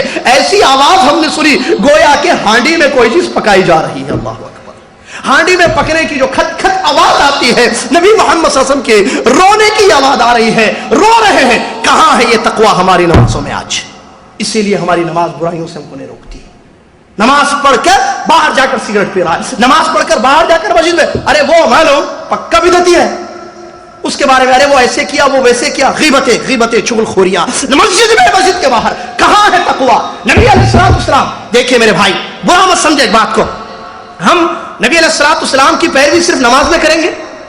لقد کان لکم فی رسول اللہ یا فی صلاۃ رسول اللہ یا فی صوم رسول اللہ. حافظ بھی موجود ہے، آپ یہ آیت جانتے ہو تو آپ بتائیے کیا ہے آیت. لقد کان لکم فی رسول اللہ، فی صلاۃ رسول اللہ نہیں کہا نا اللہ نے، تو پھر ہم صلاۃ رسول اللہ کیسے پکڑ لی؟ ہم صرف نماز میں، نماز کی پوری حدیث سے ہم کو معلوم ہے. رفع الیدین کی حدیث ہے، ابن مسعود کی حدیث ضعیف ہے، امام ترمذی نے کیوں ضعیف قرار دیا ہے، ساری حدیث سے ہم کو معلوم ہے. زبردست، اچھی چیز ہے، بہت اچھی بات ہے. نبی علیہ السلام نے ہاتھ کہاں باندھا، نبی علیہ السلام نے قیام کیسے کیا، سورہ فاتحہ کیسے پڑھی، نماز آپ کے کیسے تھی، اور تورک آپ کرتے تھے تیسری اور چوتھی رکعت کی نمازوں میں، یا اجتماعی دعا آپ کرتے تھے، انفرادی دعا کرتے تھے. زبردست نماز کی حدیث ہے، الحمدللہ بہت اچھی بات ہے، خوبی ہو بدائی ہو، بہت بہت مبارک ہو. لیکن میرے محترم بھائیو، نماز کے بعد، نماز سے پہلے نہیں ہے تقوی. کہاں ہے؟ نبی علیہ السلام ڈرتے بھی تھے نا، ہم کیوں نہیں ڈرتے اللہ سے؟ میں بولوں میں نہ ڈروں، آپ سنیں اور اپنا ڈرے، کیا فائدہ ہے ایسی مجالس کا؟ بتائیے مجھے کہاں ہے تقوی؟ ضرورت ہے تقوی کی. تقوی آئے گا زندگی بدل جائے گی. مسلم شریف کی حدیث پر غور کیجئے، نبی علیہ الصلوۃ والسلام نے فرمایا الا ان فی الجسد مضغہ اذا صلحت صلح الجسد كله واذا فسدت فسد الجسد كله الا وهي القلب. نبی علیہ الصلوۃ والسلام کی حدیث فرمایا ڈاکٹر محمد مصطفیٰ صلی اللہ علیہ وسلم، زبردست حکیم، زبردست ڈاکٹر، آپ سے اچھا ڈاکٹر، آپ سے اچھا حکیم دنیا میں نہیں گزرا ہے، نہ آئے گا قیامت تک. نبی علیہ السلام نے فرمایا سنو اے لوگو، اللہ تعالیٰ نے تمہاری اس باڈی میں ایک پارٹ رکھا ہے، اپارٹ، ایک حصہ، اگر وہ درست ہو جائے سارے پارٹ صحیح کام کریں گے. اگر اس میں گڑبڑ ہو جائے تو پھر پورے پارٹس پر اس کا اثر پڑے گا، آنکھ پر، زبان پر، کان پر، ہاتھ پر، شرمگاہ پر، پیر پر، سب پر پڑے گا. کیا ہے وہ پارٹ کہ جس کی صلاحیت سارے پارٹس کی صلاحیت ہے، اور جس کی خرابی سارے پارٹس کی خرابی ہے؟ الا وہی القلب. نبی علیہ الصلوۃ والسلام فرماتے ہیں سنو وہ ہے دل. کیا ہے؟ دل. یہ ایک حدیث. اب دل کی صلاحیت کیا ہے؟ دل کو اچھا کرنا، کاٹ کے نکال کر اس کو زمزم کے پانی سے دھو کر پھر اندر رکھ لینا پاک ہو جائے؟ نہ. محمد صلی اللہ علیہ وسلم نے علاج بیان کیا ہے. التقوی ہا ہنا، التقوی ہا ہنا، التقوی ہا ہنا. 3 مرتبہ نبی علیہ السلام کی حدیث ہے. تقوی، ڈر یہاں ہوتا ہے، یہاں کا اندر دل میں. تقوی دل میں ہوتا ہے، تقوی دل اس کی جگہ ہے دل، لیکن اثر پڑتا ہے پڑ. اب دل میں ڈر ہے نہیں ڈر ہے کس کو معلوم ہوگا؟ جو دل کا مالک ہے. انہ علیم بذات الصدور. سینوں میں کیا ہے وہ جانتا ہے، میں آپ کیسے جانتے ہیں؟ ہم تو سینے پھاڑ دیتے ہیں بہت سارے لوگوں کے. تم نے اس لیے یہ کہا، تم نے اس لیے یہ کام کیا، آپ کو کیسے معلوم میں نے اس لیے یہ کام کیا؟ میں سب جانتا ہوں. اچھا پھر اللہ کون ہے؟ عجیب مسائل ہیں ہمارے، عجیب منہج ہے ہمارا، عجیب ہمارا دین ہے. حملوں پر حملے، دلوں پر حملے سیدھے سیدھے. تم نے فتنے کے لیے یہ سارا کام کیا ہے. ایک آدمی لوگوں کو منہج بتانا چاہے، مثال دو، ایک آدمی لوگوں کو حق بات بتانا چاہ رہا ہے، منہج کی بات بتانا چاہ رہا ہے کہ بھائی یہ ہمارا سلفی منہج نہیں ہے. اب اس پر یہ الزام لگائے کہ اس نے اس لیے یہ کام کیا ہے، فتنہ پھیلا رہا ہے. ارے آپ کو کیسے معلوم ہو فتنہ پھیلا رہا ہے؟ دل پھاڑ کر دیکھا آپ نے؟ اسامہ رضی اللہ اللہ تعالیٰ حدیث کو، اللہ اکبر، مجھے وہ حدیث یاد آ رہی ہے، بات سے بات یاد آ رہی ہے، سنتے چلیں. نبی علیہ الصلوۃ والسلام کے سامنے ایک واقعہ ہوا کہ ایک شخص کو جو تلوار، جنگ چل رہی تھی، جہاد مسلمانوں کا اور کافروں کے درمیان، تو تلوار اٹھایا تو کلمہ پڑھ دیا اس کو، کافر مار دیا صحابی نے. نبی علیہ الصلوۃ والسلام کے پاس خبر گئی. نبی علیہ الصلوۃ والسلام نے بلایا، پوچھا تم نے اس کو قتل کیسے کیا جبکہ اس نے لا الہ الا اللہ پڑھ لیا تھا؟ کہا کہ اے اللہ کے نبی صلی اللہ علیہ وسلم، اس نے میری تلوار کے ڈر سے کلمہ پڑھا تھا. سمجھ رہے؟ جنگ ہے، پیش یہ قیاس یہی ہے، سمجھ میں یہی آتا ہے، ہو سکتا ہے ڈر کی وجہ سے اس نے پڑھا ہو، انہوں نے مار دیا. نبی علیہ السلام نے کیا فرمایا؟ ہلا شققت قلبہ حتی تعلم ام قالها لاولا، او کما قال، تم نے اس کا سینہ پھاڑ کر کیوں نہیں دیکھا کہ اس نے سچے دل سے کلمہ پڑھا ہے یا تلوار کے ڈر سے، موت کے ڈر سے کلمہ پڑھا ہے؟ کیا کرو گے، کیا کرو گے کل قیامت کے دن جب وہ اپنا کلمہ لے کر اللہ کے پاس آئے گا؟ صحابی رسول کہتے ہیں مجھے خواہش ہوئی کہ کاش میں اسی وقت کلمہ کیوں نہیں پڑھا ہوتا کہ میرے یہ گناہ کو اللہ تعالیٰ معاف کر دے. تو میرے محترم بھائیوں، تقویٰ یہاں ہوتا ہے، یہ صحیح ہے، کوئی شک نہیں ہے، اور اس کو صرف اللہ جانتا ہے، لیکن اس کا اثر پارٹس آف باڈی پر پڑتا ہے. کیوں؟ نبی صلی اللہ علیہ وسلم کی حدیث ابھی میں نے آپ کے سامنے بیان کی. اگر یہ درست رہے، آنکھ، زبان، ہاتھ، شرمگاہ، پیر سب صحیح کام کر دے. یہ صحیح کام کیا ہے؟ حلال چیزوں میں استعمال کرتا ہے انسان ان سارے پارٹس کو. اگر دل میں ڈر آ جائے اور وہ ڈر ختم ہو جائے، پھر کچھ بھی دیکھے کوئی خوف نہیں، کچھ بھی پکڑے، کچھ بھی اٹھا لے کوئی ڈر نہیں ہے، کچھ بھی بولے زبان سے کوئی ڈر نہیں ہے، کہیں بھی چل کر جائے، زنا، لواطت، لونڈا بازی کچھ بھی کرے شرمگاہ سے، حرام و حلال پہ کوئی فرق نہ کرے، کوئی فرق اس کو نہیں پڑتا، کیونکہ ڈر ختم ہو گیا ہے، تقویٰ نہیں ہے اندر تقویٰ اس کا اثر آٹومیٹکلی پڑتا ہے. آپ دیکھیں زندگی بدل جاتی ہے لوگوں کی. بات ایک آدمی کی مثال ہندوستان کے، وہ گناہوں کی زندگی، سود وغیرہ میں تھا، مالدار آدمی، بہت پیسہ. ایک جنازے میں گیا، وہ جنازے میں گیا، اس نے غور کیا کہ یہ آدمی کیا لے کر جا رہا ہے قبر میں؟ کچھ نہیں، پیسہ، جائیداد، پراپرٹی، گاڑیاں، فلا فلا کچھ نہیں اس کے پاس. تو وہ ڈر گیا، اللہ کا ڈر آ گیا دل میں. اس تاریخ سے اس کی پوری لائف چینج ہو گئی، پلٹ گئی. اب وہ نماز کا پابند، روزہ، زکات، اللہ کی اطاعت کرنے والا، حرام چیزوں سے بچنا، توبہ کر لی اس نے گناہوں سے. کس چیز نے چینج کر دیا بتائیے؟ اللہ کے ڈر نے، خوف نے. اور یاد رکھیں وہ حدیث، اور ایک حدیث یاد آ رہی ہے، معلوم ہے آپ کو، صرف دلیل کے طور پر اشارہ کرو اس کا. زنا کے لیے تیار ہو گیا ایک نوجوان اپنی کزن کے ساتھ، جو پریشان حال تھی، مصیبت زدہ تھی، اور زنا کے لیے وہ نوجوان تیار ہے. کہا کہ تم اگر میرے ساتھ برائی کرو گی تو میں یہ تم کو دوں گا اناج جس کی تم کو ضرورت ہے. آج وہ تیار ہو گئی، رو رہی ہے. اس نے کہا کیوں روتی ہو؟ ابھی گناہ نہیں ہوا ہے، ہم نے زنا نہیں کیا ہے ہم لوگوں نے. تو اس لڑکی نے کہا کہ تم میری شرمگاہ کو حرام طریقے سے مت استعمال کرو، اللہ نے حرام کیا ہے یہ، اور اس لیے میں ڈر رہی ہوں کہ کل کیا منہ لے کر اللہ کے پاس جاؤں گی. اگر تم کو خواہش پوری کرنی ہے تو حلال طریقے سے پوری کرو. عربی کے جو الفاظ حدیث میں ہے اس کا مفہوم بیان کر رہا ہوں. اگر تم کو خواہش پوری کرنی ہو تو پھر حلال راستے سے پوری کرو، یہ حرام راستہ ہے، کل کیا منہ دکھاؤں گی.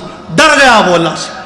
اس لڑکی کے الفاظ، اللہ کا ڈر اس لڑکی نے اس نوجوان کو دلایا. وہ ڈر گیا، رویا رویا، گر گیا، اللہ سے معافی مانگی، اللہ تعالیٰ نے اس کی دعا قبول کر لی، اللہ نے اس کی مشکل دور کر دی، اللہ تعالیٰ نے مصیبت اس کی دور کر دی. مشہور واقعہ ہے یہ، وہ جو 3 غار میں تھے اس میں سے ایک کا واقعہ. بہرحال کہنے کا مقصد یہ ہے کہ دل میں ڈر ہوتا ہے اور پارٹس آف باڈی پر اس کا اثر پڑتا ہے. اندر جتنا زیادہ ڈر ہوگا اتنا زیادہ انسان مطیع اور فرمانبردار ہوگا. ڈر کم جتنا ہوگا، اللہ تعالیٰ کا خوف جتنا کم ہوگا دل میں، پھر پارٹس آف باڈی پر اس کا اثر بھی کم ہوگا. پھر انسان گناہ کر لے گا، غلطیاں ہو جائیں گی آنکھ سے، زبان سے، ہاتھ پہ، تقوی کی کمی کے باعث. تقوی زیادہ ہو تو پھر انسان اپنے آپ کو گناہوں سے بچائے گا. برادران اسلام، اس تقوی کی ضرورت ہر انسان کو ہے. اس تقوی کے فائدے دنیا میں اور اس تقوی کے فائدے آخرت میں ذرا غور سے سماعت فرمائیں. قرآن کی آیت، اللہ تعالیٰ فرماتا ہے وَمَن يَتَّقِ اللَّهَ يَجْعَل لَّهُ مَخْرَجًا وَيَرْزُقْهُ مِنْ حَيْثُ لَا يَحْتَسِبُ. یہ دنیا کے فائدے، اور اللہ تعالیٰ آخرت کا فائدہ آگے ذکر کروں گا. دنیا میں آپ ہم سب جانتے ہیں ہر ایک کے پاس پرابلمز ہیں، ہر ایک کے پاس مشکلیں ہیں. کسی کے یہاں بیٹی کی شادی کا مسئلہ ہے، کسی کو جاب نہیں مل رہی ہے، مشکل ہے. MBA उसने कर लिया, MCA, CA, चार्टर अकाउंटेंट, सब कुछ फाइल भी जमा कर दिया, लेकिन जॉब नहीं मिल रही है। परेशानी उसकी अपनी है। किसी को औलाद नसीब नहीं है, वो परेशान है कि औलाद क्यों नहीं मिल रही है। कारोबारी परेशानियां किसी की, इनफरादी इज्तिमाई परेशानियां सबके पास है ना, परेशानियां, मुसीबतें। और हर शख्स ये चाहता है कि मुसीबत दूर हो, परेशानी टल जाए, हमारी परेशानी खत्म हो जाए। मेरे मोहतरम भाइयों, परेशानियों को दूर करने वाला कौन है? मुसीबतों को हटाने वाला अब्दुल कादिर जिलानी तो नहीं ना, अल्लाह ताला है ना। अब्दुल कादिर नहीं, कादिर है। क्या दलील? अल्लाह ने कुरान में कहा, अम्मन युजीबुल मुत्तर्र इदा दआ व यक्शिफुस सू। कौन है जी जब मुसीबत में इंसान अल्लाह के सामने हाथ फैलाता है कि अल्लाह मेरी मुसीबत को दूर कर दे, मेरी परेशानी को दूर कर दे। कौन है अल्लाह के अलावा जो उसकी मुसीबत को दूर करता है, उसकी परेशानी को हटाता है? कोई नहीं, सिर्फ अल्लाह है जो मुश्किल कुशा, हाजत रवा, बंदा नवाज है। तो मुश्किलें अल्लाह दूर करता है। सबकी मुश्किलें हैं, अपनी अपनी अलग अलग मुश्किलें हैं। मैंने जो बयान की मुख्तसर, अल्लाह आलम किसके अपनी क्या क्या प्रॉब्लम्स, क्या क्या परेशानियां हैं। अल्लाह ताला कुरान में कह रहा है, वमन यत्तकिल्लाह यजअल लहू मखरजा। जो अल्लाह से डरेगा अल्लाह ताला उसके लिए मखरज निकालेगा, हर मुश्किल से नजात। मखरज की तफसीर, इस आयत की तफसीर इब्न कसीर रहमतुल्लाह ने फरमाया, ऐ मखरज मिन कुल्ल दिक, हर तंगी से नजात, हर मुश्किल आसान, हर परेशानी खत्म। शर्त क्या है? तकवा। वमन यत्तकिल्लाह शर्त है। मिसाल के तौर पर समझने के लिए आप ये कहते हैं, अगर तुम कल मेरी ऑफिस को आओगे तो मैं तुमको पैसे दूंगा। कल तुम अगर मेरी ऑफिस को आओगे तो मैं तुमको 100 रियाल दूंगा। अब एक शर्त है, एक मशरूत है। शर्त क्या है? कल ऑफिस आना, यह काम तुम्हारा है, ठीक है? अच्छा, ये काम मैं करूं तो क्या होगा? जजा क्या है इसकी? बदला क्या है? 100 रियाल तुमको मिलेंगे। मिसाल उर्दू में, हाँ, मिसाल है। तो ये शर्त और जजा है। अल्लाह ताला ने शर्त रखी है, वमन यत्तकिल्लाह, तुम्हारा एक काम है, तुम डरो अल्लाह से। वमन यत्तकिल्लाह, कौन है? आयत है ये, मजाक नहीं है मेरे भाई। अल्लाह का कलाम है, हमारा ईमान है इस आयत पर, सारी कुरान की आयतों पर। अल्लाह कह रहा है, वमन यत्तकिल्लाह, जो अल्लाह से डरेगा, यजअल लहू मखरजा, उसके लिए हर मुश्किल से नजात। मुश्किलों को दूर करने वाला अल्लाह। अल्लाह का काम अल्लाह करेगा और अल्लाह अपने वादे में पूरा है। इन्नल्लाह ला युखलिफुल मिआद, कुरान में अल्लाह ने कहा, अल्लाह मिआद, वादे के खिलाफ नहीं करता। इंसान वादा करता है, मुकर जाता है। तो अल्लाह इंसानों से ये कह रहा है, तुम डर के तो देखो। वमन यत्तकिल्लाह, तुम डरो तो सही। ऐ औरत तू डर, ऐ शौहर तू डर, ऐ बीवी तू डर, ऐ बच्चे तू डर, ऐ वालिद तू डर, ऐ वालदा तू डर, ऐ आलिम तू डर, ऐ दाई तू डर, ऐ मदऊ तू डर। डर कर तो देख। वमन यत्तकिल्लाह, तू डर तो सही। यजअल लहू मखरजा, मेरा काम देख मैं कैसे करूंगा। यजअल लहू मखरजा, हर मुसीबत से नजात दे दूंगा, हर मुसीबत से नजात। यही नहीं मेरे भाई, दूसरी बड़ी प्रॉब्लम आज रोजी की प्रॉब्लम है, रिस्क की परेशानी। हम सब इंडिया पाकिस्तान से क्यों आए हैं यहाँ? नोट, रियाल, कोई पाउंड्स कमाने के लिए गया है, कोई डॉलर के लिए गया है, कोई किसी। अल्लाह ताला कुरान में कह रहा है, वमन यत्तकिल्लाह यजअल लहू मखरजा व यरज़ुक़हु मिन हैथु ला यहतसिब। अरे तुम अल्लाह से डर के तो देखो। अगर तुम अल्लाह से डरोगे, हर मुश्किल तुम्हारी आसान कर देगा अल्लाह, और तुमको ऐसी रोजी देगा कि तुम सोचोगे भी नहीं। वह रज़्ज़ाक़ कौन? ये आयत किसकी? ये कलाम किसका? अल्लाह का कलाम। ये वादा किसका? अल्लाह का। और रज़्ज़ाक़ कौन? अल्लाह। मुश्किल कुशा कौन? अल्लाह। तो अल्लाह की बातें हैं, ईमान हमारा है, जरूरत अमल की। वमन यत्तकिल्लाह यजअल लहू मखरजा व यरज़ुक़हु मिन हैथु ला यहतसिब, रोजी अता करेगा। कहाँ है तकवा? मेरा भाई नौजवान इंडिया से MBA की डिग्री लेकर आता है, ठीक है, मेहनत करता है, कोशिश करता है, पैसे बड़े खर्च करता है, सीट लेता है कॉलेज में, यूनिवर्सिटी में, उसके बाद MBA की डिग्री लेकर आता है या CA की डिग्री लेकर आता है। कोई ऑक्सफोर्ड यूनिवर्सिटी में पढ़ने जाता है, कोई हिंदुस्तान पाकिस्तान की बड़ी बड़ी यूनिवर्सिटी में पढ़कर आता है। अब उसके बाद यहाँ जॉब के लिए फिर रहा है। सुबह उठता है, हाफिले में बैठता है, कभी सनाया जाता है, कभी वो कंपनी, कभी ये कंपनी, कंपनियों के चक्कर लगा रहा है, रोजी नहीं मिल रही है। जरा पूछो उस नौजवान से, सुबह फजर की नमाज पढ़ी तूने? अल्लाह, तूने फजर की नमाज पढ़ी और जॉब को जा रहा है, हाथ में सिगरेट। अरे क्यों? फिर जॉब नहीं मिली, 3 महीने हो गए, फिर रहा हूं, हाफिले के चक्कर। दोस्तों के पास कब तक खाऊं?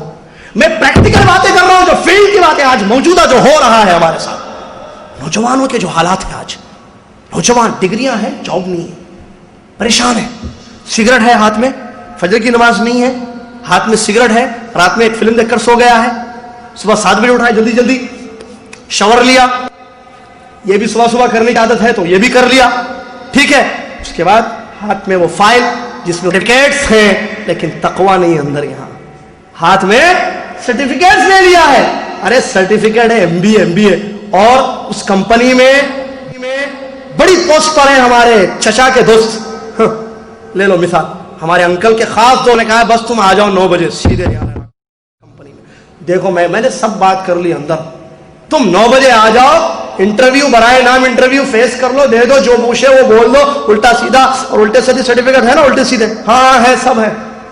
وہ تجربہ پوچھتے ہیں, ہے نا 10 سال کا لکھ کر لائے نا, ہاں لا لیا, سب لا لیا. تقویٰ نہیں ہے دیکھے کہیں بھی, اب لے کر رہا ہے. کہاں سے روزی ملے گی میرے بھائی؟ اگر مل بھی جائے تو آزمائش ہے اللہ کی طرف سے, اللہ کا ڈر نہیں ہے. وہ میں تقلا قرآن کہہ رہا ہے, اور تم اس ڈگریوں پر بھروسہ کر رہے ہو کہ یہ ڈگری تم کو نوکری دلائے گی, تو کیوں میرے بھائی آج ایم بی اے کر کے پھر رہے ہیں, کیوں نوکریاں نہیں مل رہی ہیں؟ اور وہ جو اللہ سے ڈرتا ہے ایئرپورٹ پر 5,000 ریال کما رہا ہے, اور وہ جو ایم بی اے کی ڈگری لے کر پھر رہا ہے اس کو 3,000 سیلری نہیں مل رہی ہے. کیوں؟ تقویٰ ختم, اللہ کا ڈر نہیں ہے. سب سے زیادہ ضرورت اس بات کی ہے, جھگڑے فساد مسائل سب کی دلوں سے ڈر ختم ہو گیا ہے. علماء, اہل علم, عوام, سب کا معاملہ یہی ہے. علماء سب سے زیادہ اللہ سے ڈرے, کیونکہ علم کا بات کا ڈر الگ ہوتا ہے. ایک علمی بات آپ کو بتاؤں برادران اسلام, قرآن میں 2 الفاظ اللہ تعالیٰ نے استعمال کیے, ایک ہے خوف, ایک ہے خشیت. اردو میں دونوں کا معنی ایک استعمال کیا جاتا ہے, ڈر. خوف یعنی ڈرنا, وخافونی, یخافو ڈرتا ہے, ڈرتے ہیں, ٹھیک ہے, واتقونی مجھ سے ڈرو. اور ایک ہے خشیت. تو علماء نے بیان کیا ہے کہ خوف اور خشیت میں ایک فرق ہے. خوف عام ڈر اللہ کا, خوف کا مطلب عام ڈرنا کہ نہیں اللہ پکڑے گا, اللہ گناہ دے گا, یہ کام نہیں کروں گا میں کیونکہ اللہ نے منع کیا ہے, میں یہ کروں گا تو اللہ عذاب دے گا, اللہ تکلیف دے گا, تو وہ ڈر جاتا ہے. یہ ہے خوف. خشیت علم حاصل کرتا ہے اس کے بعد ڈرتا ہے, تو خشیت پیدا ہوتی ہے. کیا دلیل؟ اللہ نے علماء کے بارے میں خشیت کا لفظ استعمال کیا. اللہ نے فرمایا انما یخشى اللہ من عباده العلماء, یہاں یخشا کہا, اللہ نے یخاف نہیں کہا. انما یخشى اللہ من عباده العلماء, بے شک اللہ کے بندوں میں سے علماء اکرام ہیں جو خشیت رکھتے ہیں اللہ کی. یہ خشیت کیا ہے؟ علم کے بعد جو ڈراتا ہے, اللہ کو وہ پہچانتے ہیں, اللہ کو جانتے ہیں, اس کی عظمت کو جانتے ہیں, توحید پڑھتے ہیں, منہج سمجھتے ہیں, پھر اللہ کا ڈر آ جاتا ہے. نہیں, یہ اللہ اسماء و صفات, سننے والا, عذاب دینے والا, توحید اسٹڈی کرتے ہیں, علم حاصل کرتے ہیں, اس کے بعد اللہ سے ڈرتے ہیں, تو خشیت پیدا ہوتی ہے. علم کے بعد کا ڈر الگ ہی ہوتا ہے. اسی لیے حضرت علی رضی اللہ تعالیٰ عنہ ہے, یا کوئی اور صحابی ہے جنہوں نے کہا تھا من عرف اللہ لم یعصہ, جس نے اللہ کو پہچانا وہ کبھی گناہ نہیں کرے گا. ہم کہاں پہچانتے اللہ کو؟ کہاں ہے اللہ کا ڈر ہمارے پاس؟ ہم پہچانتے ہیں اللہ کو, اللہ کی معرفت کہاں ہے ہمارے پاس؟ رب ہے, خالق ہے, مالک ہے, عرش پر مستوی ہے, وہ بھی, اس میں بھی گڑبڑ عقیدے میں ہر جگہ موجود ہے, یا شرک کے قریب ہے. اس قسم کے عقیدے ہمارے, اللہ ہر جگہ ہے, ہر ایک کے دل میں ہے. تو من عرف اللہ, جو اللہ کو پہچانے, قرآن اور حدیث کی روشنی میں اللہ کی پہچان اللہ نے کروائی. اللہ کی پہچان سب سے زیادہ بندوں میں محمد الرسول اللہ صلی اللہ علیہ وسلم. تو جو اسٹڈی کرے گا, علم حاصل کرے گا, اللہ کو پہچانے گا قرآن اور حدیث کی روشنی میں, کبھی وہ گناہ نہیں کر سکتا ہے.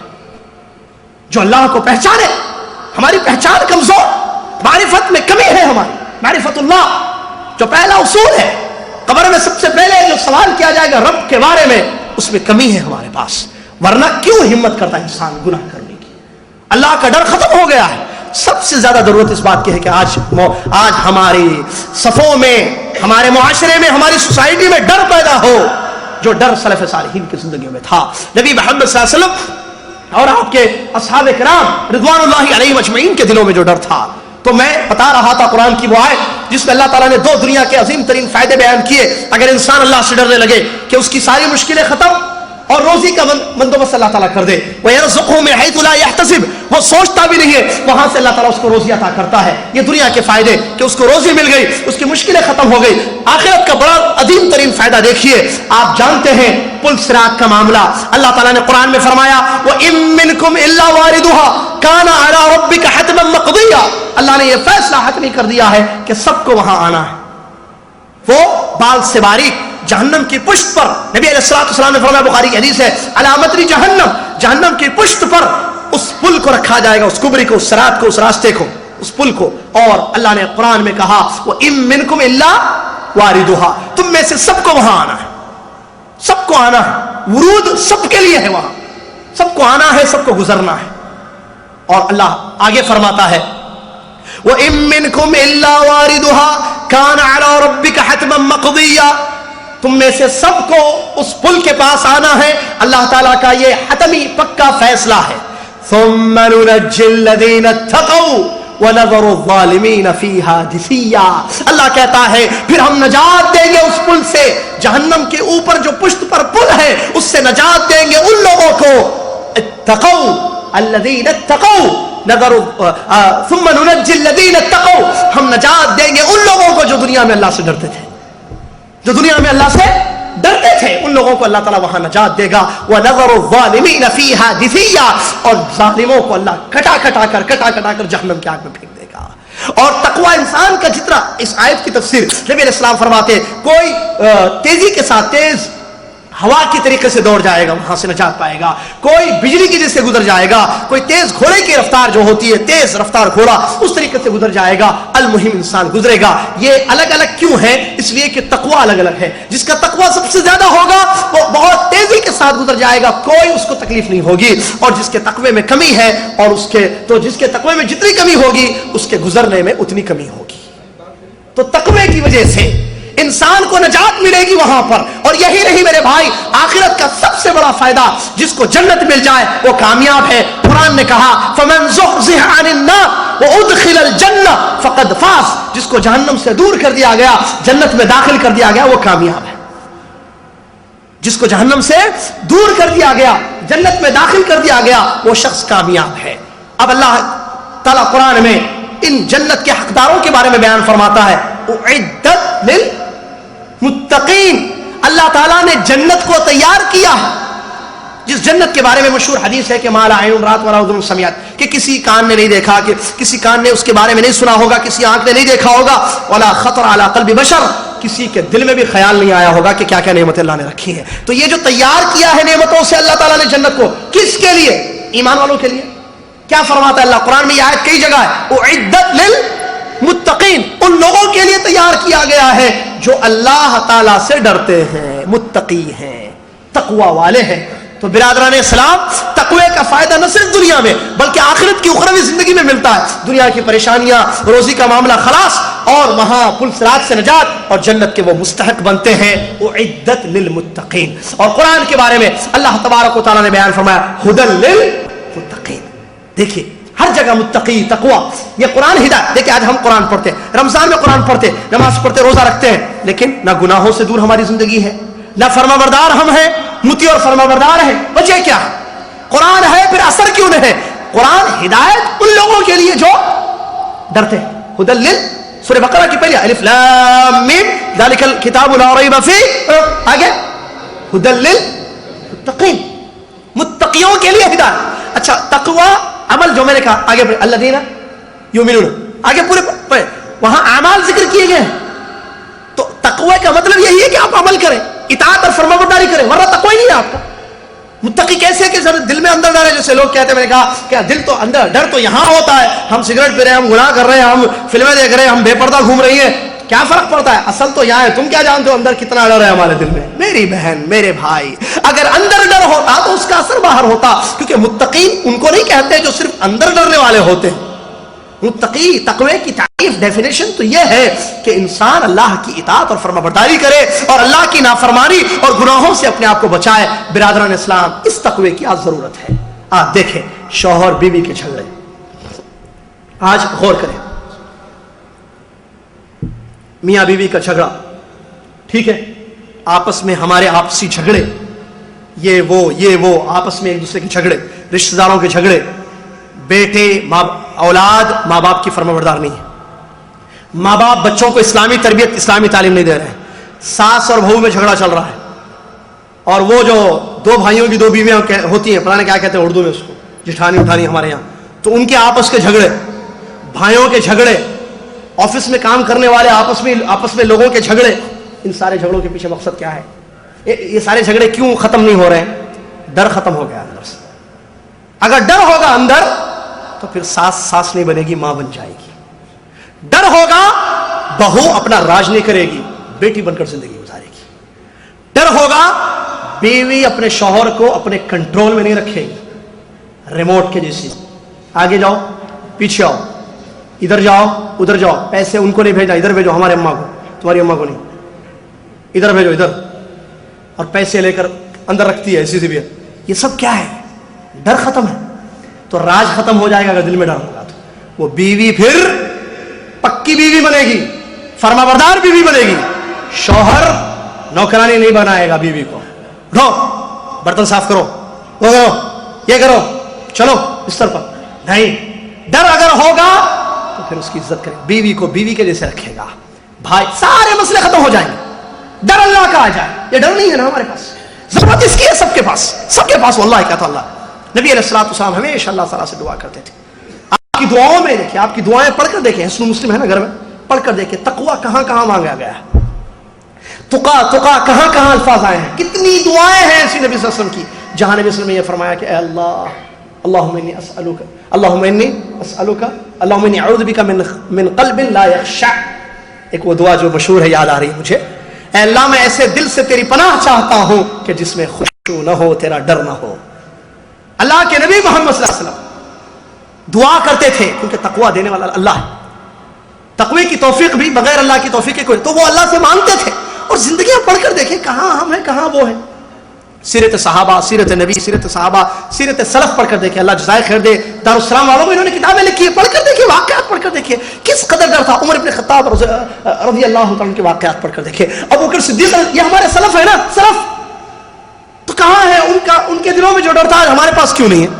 کیوں ہم اللہ سے ڈرتے؟ کل اللہ کے پاس جانا نہیں ہے، حساب دینا نہیں ہے. اللہ تعالیٰ قرآن میں کیا کہہ رہا؟ یا ایھا الذین آمنوا اتقوا اللہ ولتنظر نفس ما قدمت لغد واتقوا اللہ ان اللہ خبیر بما تعملون. کتنی جگہ تقویٰ دیکھیں، ایک آئے یا ایھا الذین آمنوا اتقوا اللہ، اے وہ لوگوں جو ایمان لائے اللہ سے ڈرو. ولتنظر نفس ما قدمت لغد، اور ہر نفس یہ دیکھے کہ کل قیامت کے دن کے لیے اس نے کیا بھیجا ہے. یا ایھا الذین آمنوا اتقوا اللہ ولتنظر نفس ما قدمت لغد واتقوا اللہ. پھر کہہ رہا اللہ، اور اللہ سے ڈرو. دیکھو تین جگہ. ان اللہ خبیر بما تعملون، تم جو بھی عمل کر رہے ہو اللہ کو سب کی خبر ہے. ڈر آ جائے تو پھر جھوٹ ختم ہوگا، دھوکہ ختم ہوگا، رشوت ختم ہوگی، شرک ختم ہوگا، بدعات ختم ہوں گے، خرافات ختم ہوں گے، منمانی راج ختم ہوگا، سب برائی، سب معاصی ختم ہو جائیں گے بشرطے کے دلوں میں اللہ کا جائے. ہر شخص کو ضرورت ہے تقوی کی. اور کوئی یہ نہ سمجھے کہ نہیں مجھے ڈرنے کی ضرورت نہیں ہے. اللہ کے نبی علیہ الصلوۃ والسلام کی وہ حدیث کو یاد رکھے اور اللہ سے ڈرے. وہ شخص جو میں اپنے بندے پر، بڑی پیاری حدیث ہے، نبی علیہ الصلوۃ والسلام نے فرمایا، اللہ تعالیٰ فرماتا ہے میں اپنے بندے پر 2 ڈر 2 امن جمع نہیں کروں گا. 2 ڈر اور 2 امن جمع نہیں کروں گا.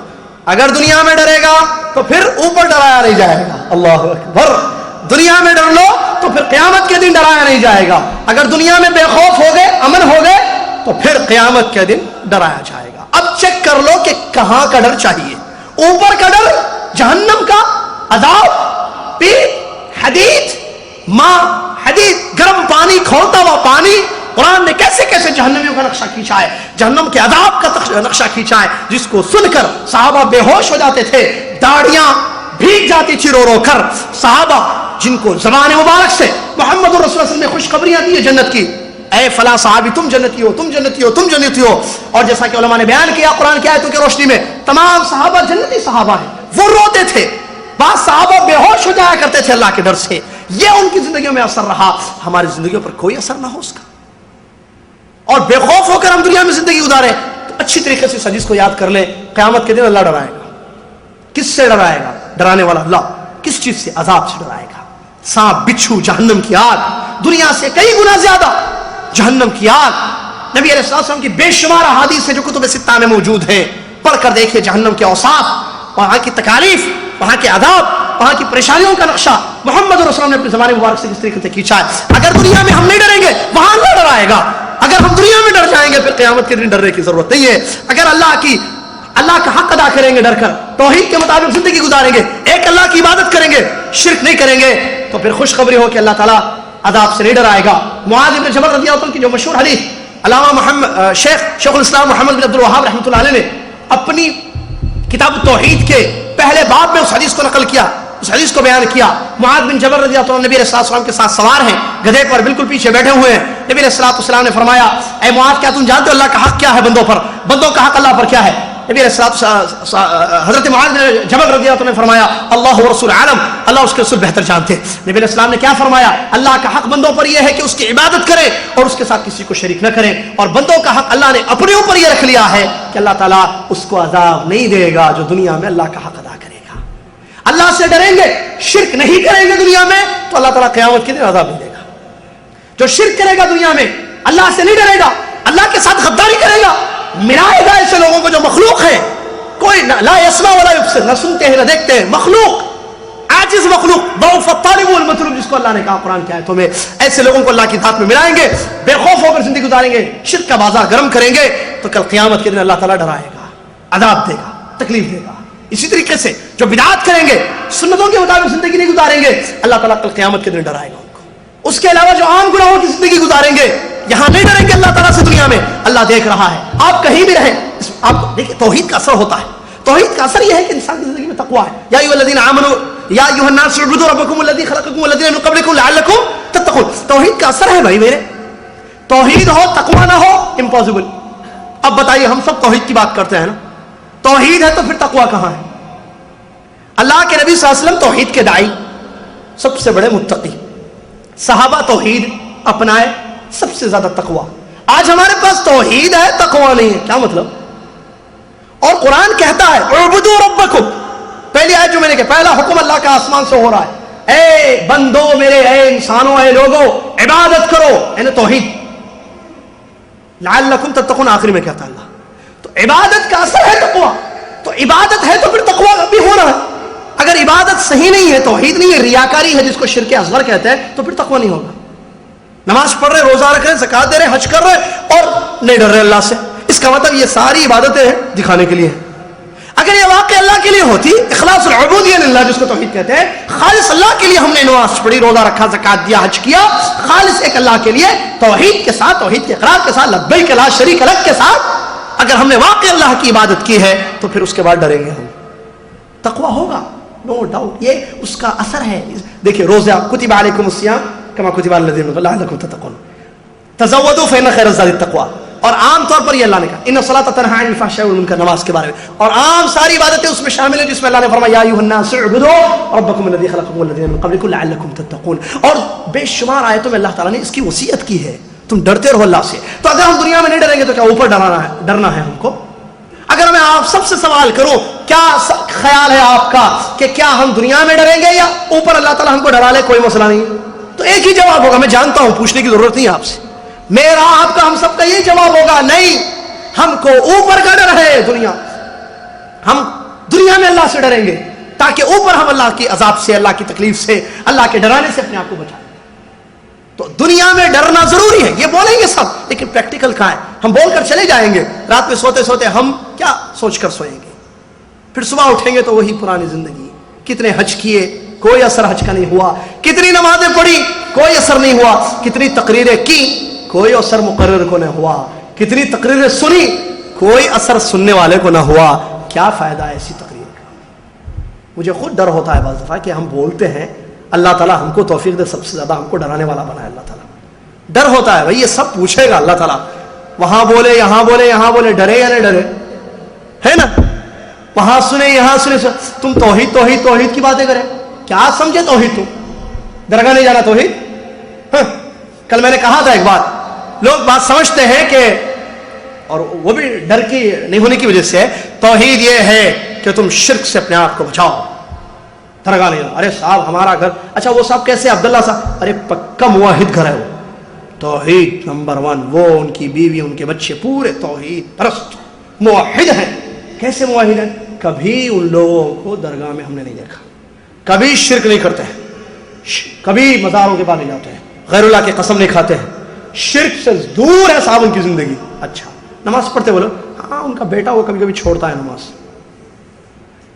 کون سی توحید ہے یہ کون سی توحید ہے؟ شیخ الاسلام محمد بن عبد الوہاب رحمۃ اللہ علیہ کی جو کتاب التوحید ہے اس کی شرح میں شیخ علامہ محمد بن صالح بن عثیمین رحمۃ اللہ علیہ نے بیان فرمایا اس کی تشریح میں کہ وہ شخص جو اللہ کے ساتھ شرک نہ کرے اور اللہ کی عبادت بھی نہ کرے وہ موحد نہیں ہے. اللہ کی عبادت بھی کرنا ہے روزانہ. ہم سال میں ایک مرتبہ قرآن میں اٹھا رہے ہیں اور ہم موحد ہیں، یہ نہیں ہے. تقویٰ ضروری ہے، اللہ سے ڈرنا، اللہ کی عبادت کرنا. اللہ کی عبادت کریں گے تو توحید ہے. شرک نہیں کر رہے، رائٹ، صحیح ہے. الا اللہ پر عمل ہو رہا ہے. لا الہ الا اللہ دو ہے نا، جز نفی اور اس بات. ہم توحید اصل سمجھنا ہے، توحید بھی. ارے توحید پوری معلوم ہمارا، پوچھو کیا پوچھتے ہیں. کتنی کتابیں پڑھے توحید کی؟ کتابیں بہت ہیں گھر میں رکھی ہوئی. توحید کیا جانتے ہیں؟ شرک سے دور ہے. اللہ کے سوا کوئی سچا معبود نہیں ہے. در حقیقت اللہ ہی سچا معبود ہے. اردو ترجمہ. نفی اور اس بات ہے نا توحید میں. لا الہ میں انکار، الا اللہ میں اس بات، یعنی اللہ کے ماں سوا سارے معبودان باطل کا انکار. کوئی عبادت کے لائق نہیں ہے. بری اپنے آپ کو کرنا شرک سے، اہل الشرک سے. ٹھیک. الا اللہ کیا ہے؟ اس بات. کیا اس بات؟ اس بات العبودیہ للہ. عبادت صرف ایک اللہ کی کرنا. آپ کی ڈیلی لائف میں عبادت ہی نہیں اللہ کی. شرک سے دور ہے. گڈ. ایک کام نہیں کرنا ہے، ایک کام کرنا ہے. نہیں کرنے والا کام شرک. آپ نہیں کر رہے شرک، بہت اچھی بات. کرنے والا کام ہے اللہ کی عبادت. وہ کہاں ہے؟ کیوں نہیں ڈرتے ہم اللہ سے؟ اللہ کی عبادت کہاں ہے؟ صبح کی دعائیں پڑھتے ہیں ہم، شام کی دعائیں پڑھ رہے ہیں ہم، نماز کے پابند ہیں. اللہ کی عبادت روزمرہ کی زندگی میں قرآن کی تلاوت ہو رہی ہے، اللہ کے احکام پر عمل ہو رہا ہے. عبادت کیا ہے؟ اللہ کو خوش کرنے والا کام ہم کریں. العبادت اسم جامع لكل ما يحبه الله ويرضاه من الاقوال والاعمال الظاهره والباطنه. شیخ الاسلام ابن تیمیہ رحمۃ اللہ علیہ نے اس کی تفسیر پیش کی اور اس کا ڈیفینیشن بیان کیا کہ عبادت کس کو کہتے ہیں؟ ہر وہ کام جو اللہ کو پسند ہو اور اللہ نے حکم دیا. اللہ نے کتنی چیزوں کا حکم دیا ہے. پڑوسی کے ساتھ پڑوسی کے حقوق ادا کر رہے ہیں، رشتہ داروں کے حقوق ہم ادا کر رہے ہیں، شوہر بیوی کے حقوق ادا کر رہا ہے، بیوی شوہر کی اطاعت اور فرما برداری کر رہی ہے. پھر توحید کی باتیں کیوں کر رہے ہیں؟ کہاں ہے اللہ کا ڈر؟ کیوں نہیں ڈرتے ہم نماز پڑھ لیں تو یہ نہ سمجھے کہ ہم نے اللہ کی عبادت کر لی. شیخ الاسلام محمد بن عبد الوہاب رحمۃ اللہ علیہ نے ایک باب باندھا ہے کتاب التوحید. من حقق التوحید دخل الجنت بغیر حساب. جو توحید کو ثابت کرے پریکٹیکل اپنی لائف میں، بغیر عذاب کے، بغیر حساب کے، بغیر کسی حساب کے، وہ سیدھے جنت میں جائے گا. تحقیق التوحید کیا ہے بتائیے؟ حقق التوحید کا معنی کیا ہے؟ نماز پڑھ لو، جمعہ کی 5 میں سے 3 پڑھ لو، رمضان کے 1 روزے رکھ لو اور باقی پوری زندگی جیسے چاہے گزارو. نہیں، یہ نہیں ہے توحید. اللہ کی عبادت ویسے کرنا جیسے اس کی عبادت کا حق ہے. عبادت ڈیلی لائف میں اللہ کی ہو، یہ ہے توحید. صرف شرک سے اپنے آپ کو بچا لیا ہم کافی نہیں ہے. عبودیت اللہ، عبادت اللہ کی کرنا ہے. وَاعْبُدُوا اللَّهَ وَلَا تُشْرِكُوا بِهِ شَيْئًا. اللہ کی عبادت کرو اور اللہ کے ساتھ شرک مت کرو. شرک نہیں کر رہے، عبادت کر رہے، ٹھیک ہے، شرک نہیں کر رہے، ویری گڈ. کوئی اس سے اچھا آدمی کوئی نہیں ہے جو شرک سے بچا ہوا ہے، اور اس سے برا بھی کوئی آدمی نہیں ہے جو اللہ کی عبادت کرتا ہی نہیں. دونوں کام ہے بھائی، ایک طرف بچنا، ایک طرف کرنا. ایک کام نہیں کرنا، ایک کام کرنا. شرک نہیں کرنا، عبادت کرنا. اللہ سے ڈرے، ہم اپنی زندگیوں کو بدلیں. تقوی کو پہ اللہ کا ڈر اپنے دل سوچیں. اکیلے میں تنہائی میں بیٹھ کر. ابھی خطبے کے درس میں نے ایک بات کہی. علامہ یہ کیا کہتے ہیں ان کو، ایک سلف میں سے ایک تابعی گزرے ہیں، نام بھول رہا ہوں ان کا. وہ اپنے گھر میں کیا کرتے تھے، دیکھیے ڈر کیسے تھا لوگوں کو. سلف صالحین کو بڑے پڑھنے والے، مطیع، فرما بردار اللہ والے تھے. وہ اپنے گھر میں ایک گڑھا بنا لیے تھے، قبر، ایک گڑھا کھود لیے اور ایک دروازہ اوپر بند کرنے کے لیے. اور روزانہ اس اندر جاتے اس گڑھے میں، اوپر سے دروازہ بند کر لیتے، اوپر سے دروازہ بند کر لیتے. اندر دیکھتے تو کیا ہے؟ اندھیرا ہے، کھانا نہیں ہے، پانی نہیں ہے. پریشان ہو جاتے، روتے، گڑ گڑاتے. اور ان کو وہ آیت یاد آتی جس آیت میں اللہ تعالیٰ نے فرمایا کہ بندہ اللہ سے مہلت مانگے گا. رب ارجعون لعلی اعمل صالحا فیما ترک کلا. اللہ اکبر. یہ آیت ان کو بار بار یاد آتی، روتے اس آیت کو یاد کر کے. سلف کے مثال ہے، سلفی منہج ہمارا کہاں ہے ہمارا. دیکھیے کیا ہے وہ آیت، کیا ہے؟ بندہ اللہ سے کہے گا اے میرے رب مجھے بھیج دنیا میں تاکہ میں وہ اصل کام کر کے آؤں جو نہیں کرا، میں نے نہیں کیا ہے. کیا ہے وہ؟ عمل صالح، نیک عمل میں نے وہ نہیں کیا ہے. تو کیا کہا جائے گا؟ کھلا، ہرگز. انہا کلمۃ هو قائلها، ہرگز نہیں. تم کو دنیا میں پھر نہیں بھیجا جائے گا تاکہ تم اللہ سے ڈرو اور نیک عمل کرو. نہیں، موقع بہت ملا. تو یہ آیت سنتے روتے گڑ گڑاتے. اس کے بعد باہر آتے، باہر آ کر اپنے آپ سے سوال کرتے ہیں اے میرے نفس بتا اب تو دنیا میں ہے، وہ کنڈیشن نہیں ہے ابھی جہاں کلّا کہا جائے گا، ہرگز نہیں، موقع نہیں ملے گا عمل کرنے کا. آج موقع ہے عمل کرنے کا.